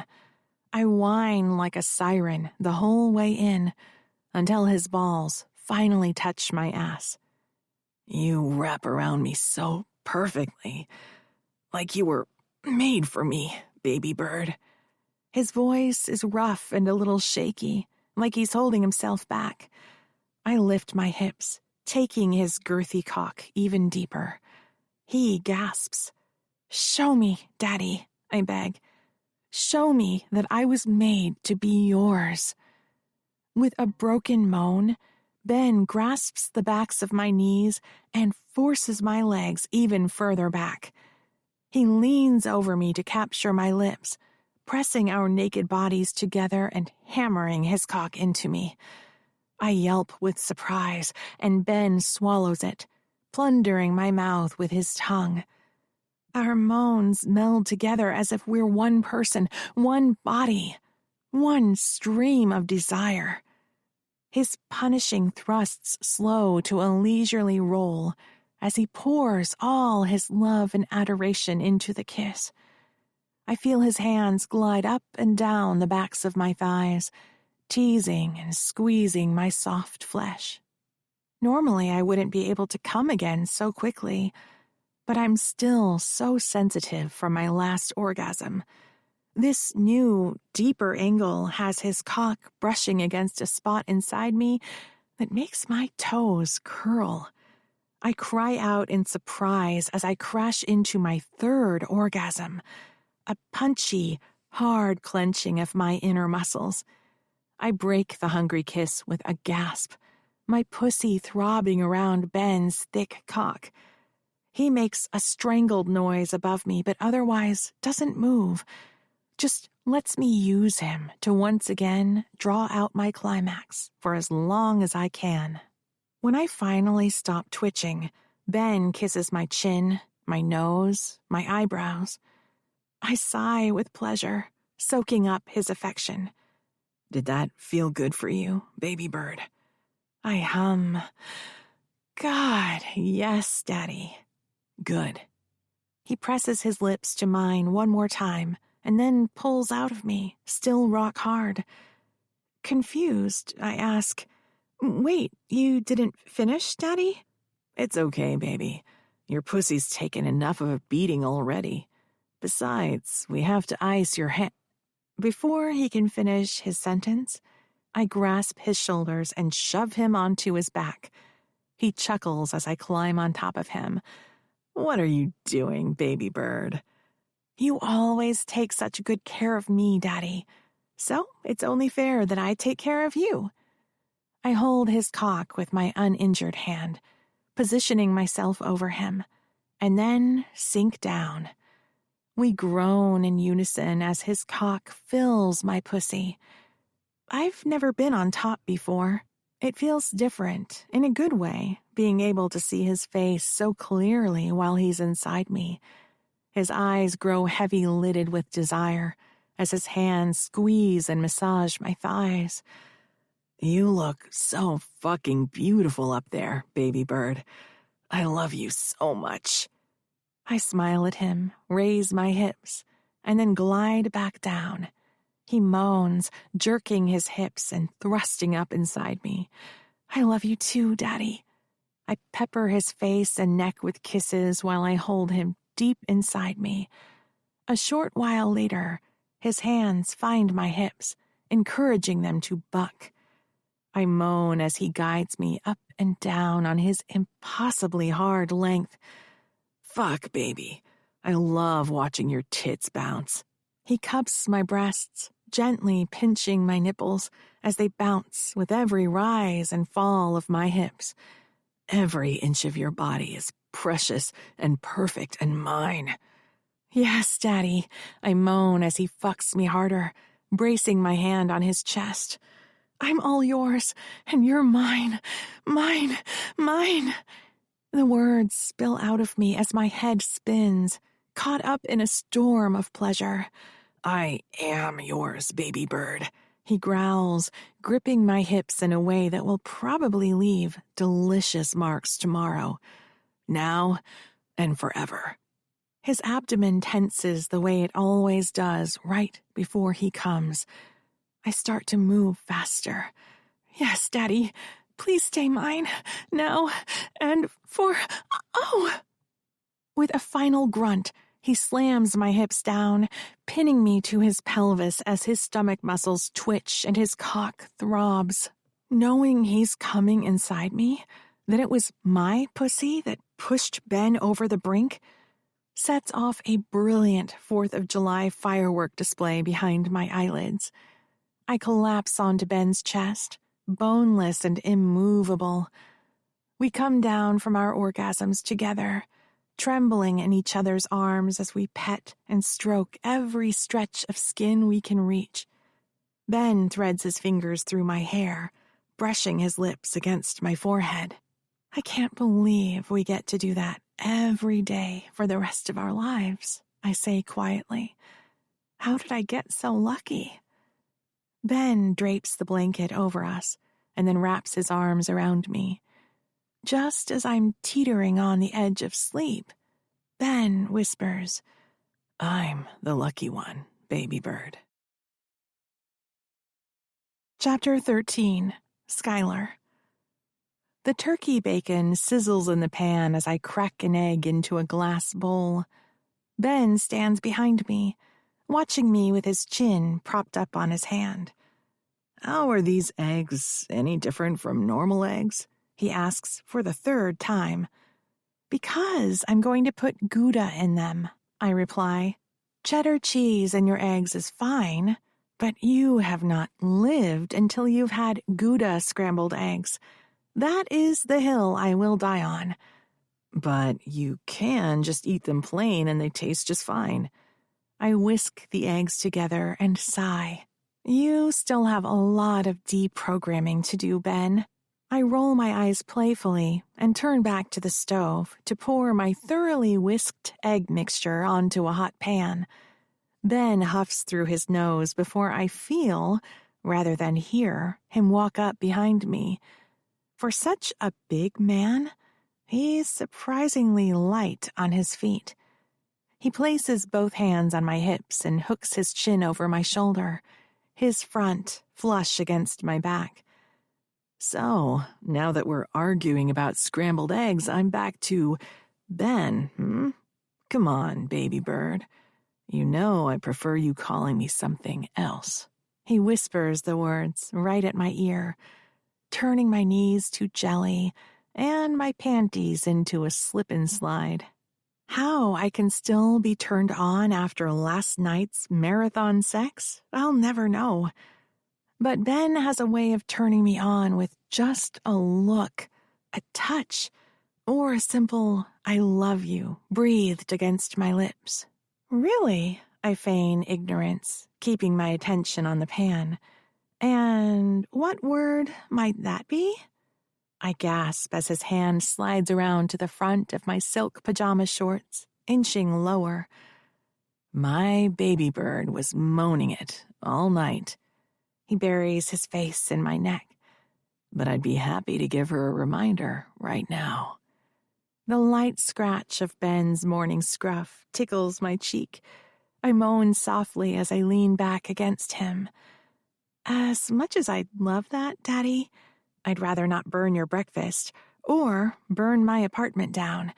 We may have to keep our pants on until we're done with the stove. Then you just have to move in with me. I blink twice. Did Ben just ask me to move in with him? Before I can process this casual, not quite invitation, there's a knock at the door. Who the hell could that be? Ben grunts, his gaze narrowing. I'm not sure. I hand him the spatula. I'll go see who it is.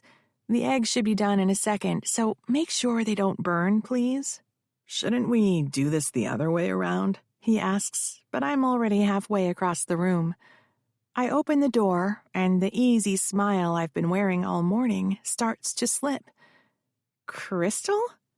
I straighten my posture and mentally prepare myself for another blowout argument. What are you doing here? Hey, Sky, she replies, her voice small and nervous. I'm, actually here to apologize. I'm not sure whether I heard her correctly. Apologize? Yeah. She takes a deep breath. Could we talk for a minute? I eye her cautiously, not used to this calmer, softer version of Crystal. Yeah, sure, we can talk. I open the door wider, and she takes a tentative step inside my apartment, just as a yell comes from the kitchen. Eggs and bacon are all done, baby. Fuck. I was so caught off guard by Crystal showing up here that I forgot her uncle was in the kitchen babysitting breakfast. Crystal's face pinkens as she recognizes the voice. If this is a bad time, I can totally come back later. As I open my mouth to respond, Ben pokes his head out of the kitchen, a huge grin on his face. Nothing's burned, so hopefully everything tastes good. His gaze slides past me and his smile falters. Stepping fully into the small foyer, he crosses his arms and regards his niece warily. Good morning, Crystal. She doesn't seem to know where to look. Good morning, Uncle Ben. What brings you here?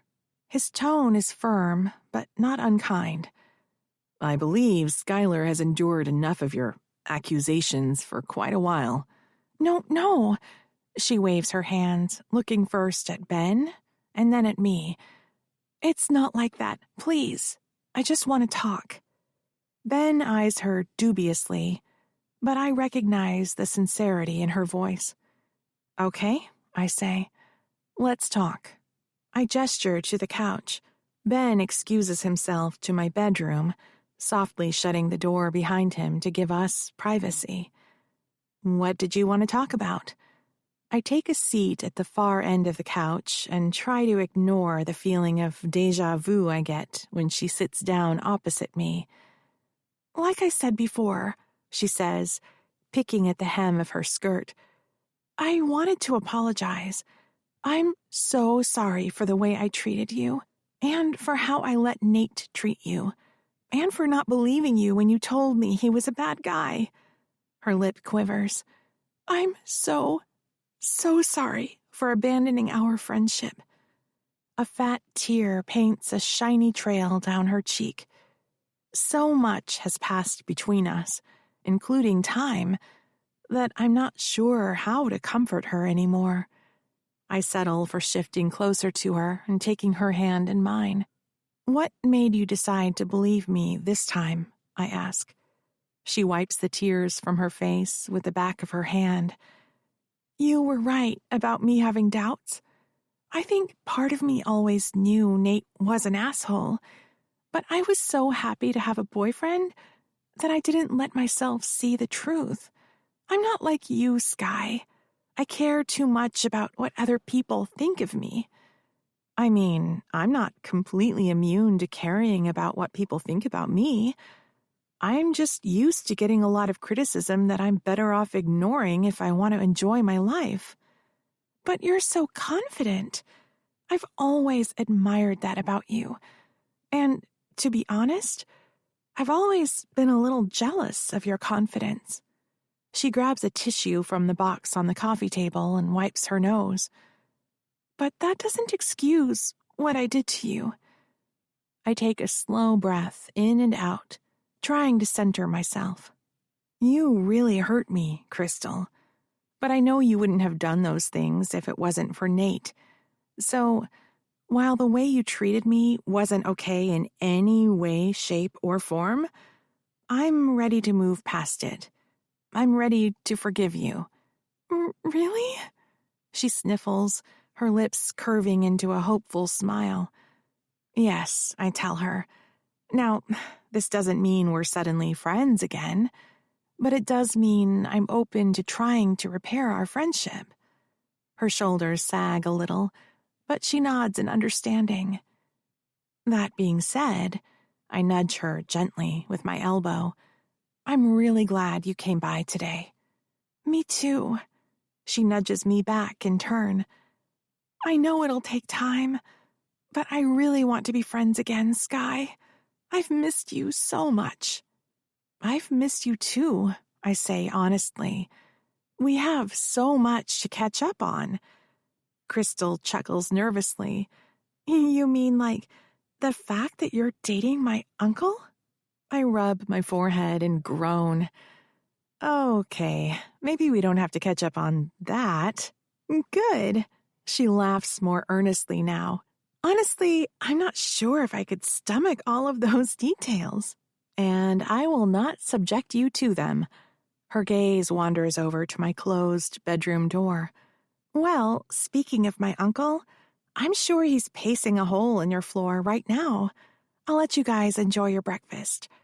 You sure you don't want me to fix you a plate? No, thanks. She rises from the couch and brushes away the last of the tears on her face. I'll come bug you another day. If that's okay with you, I mean. Yeah, I'd like that. I walk her to my apartment door and give her hand a squeeze as we say goodbye. She walks down the hallway, and even from the back, she looks lighter, less burdened than she did when she arrived. I wait until she's fully out of sight before I close the door and lean back against it. Barely a second later, my bedroom door opens and Ben steps out. Everything go okay? He asks. I smile. Yeah, everything's all right. He runs a hand over his stubbled jaw. So, are you two all made up now? Not fully. I push away from the door and move toward him. But I'm confident we'll get there, eventually. Ben opens his arms to me and pulls me close. That's good, he mutters against my forehead. I soak up his warmth and affection, letting all of my worries melt away in his arms. Knowing the walls in my apartment are paper thin, I ask, "So, how much of that did you hear?"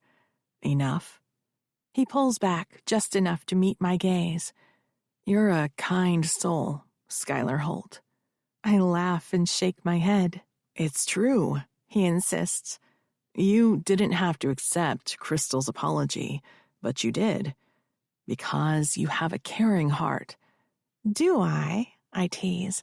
"Yes, you do. I see it every time I look at you." My ribcage suddenly feels too small for my chest. "Can you see what my heart is saying right now?" Ben tilts his head. "I believe it's saying, you want breakfast." Close. I rise onto my tiptoes and brush my lips against his ear. It's saying, "I love you, Daddy." Before he can reply, I jump back from him and dip into the kitchen. "Now," I say, rubbing my hands together, "let's take a look at this breakfast you completed. I'm still not entirely convinced you didn't burn it." Ben steps up behind me and rests his hands on my hips. "Hey, I'll have you know, I learned from the best." I'll be the judge of that. I dip my fork into the pan of eggs and slide a bit of cheesy goodness into my mouth. "How is it?" Ben asks, looking a little anxious. "It's delicious," I moan before spearing another bite and holding it up for Ben to taste. A contemplative look graces his masculine features as he chews and then swallows. He grins. "Well, damn. That might be the best damn egg I've ever eaten. I think I'll just have you cook me breakfast every morning from now on." Ben pulls me in for a soft, sensual kiss that makes my pulse break into cartwheels. "I'll make you anything your heart desires, baby bird." Gazing into Ben's eyes, I see the love there, clear as glass, and I know, without a doubt, that he means every word. Epilogue. Ben. 4 years later. The ceramic plates clink together as I load them into the dishwasher. Skylar wanted to help rinse the dishes, but I told her in no uncertain terms that her only job was to keep her feet up. After a delicious dinner of grilled shrimp and fried rice with veggies, I'm looking forward to settling in with my wife for the evening. It's been 4 years since I met Skylar, 2 years since I made her my wife, and every year has been better than the one before it. We recently renovated and moved into a house in Nashville, near the 4th location of Gold Standard Fitness. Until we hire a regional manager, I'll be in charge of the day-to-day operations here, while Skylar sets up our health and wellness department and serves as the in-house nutrition consultant. She's amazing at her job, not that I ever doubted her. And because her love of yoga remains as strong as ever, she still teaches part-time. She's even convinced me to join her in teaching a couples class every other week. Of course, our schedules will no doubt change dramatically after the baby's born. Skylar's 5 months pregnant and absolutely glowing, growing more beautiful every day. Though she assures me she can handle the physical activity, I won't risk her overworking herself. I know I'm one to talk, but if anything, being with Skylar has helped me shift my priorities to make room for the simple pleasures in life, like spending the evening curled up on the couch with my baby bird. With the baby on the way, Skylar promised me she'd slow down if I slowed down too.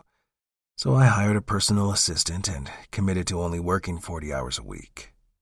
To be honest, I'm starting to get the hang of this whole work-life balance thing. Just don't tell Barbie.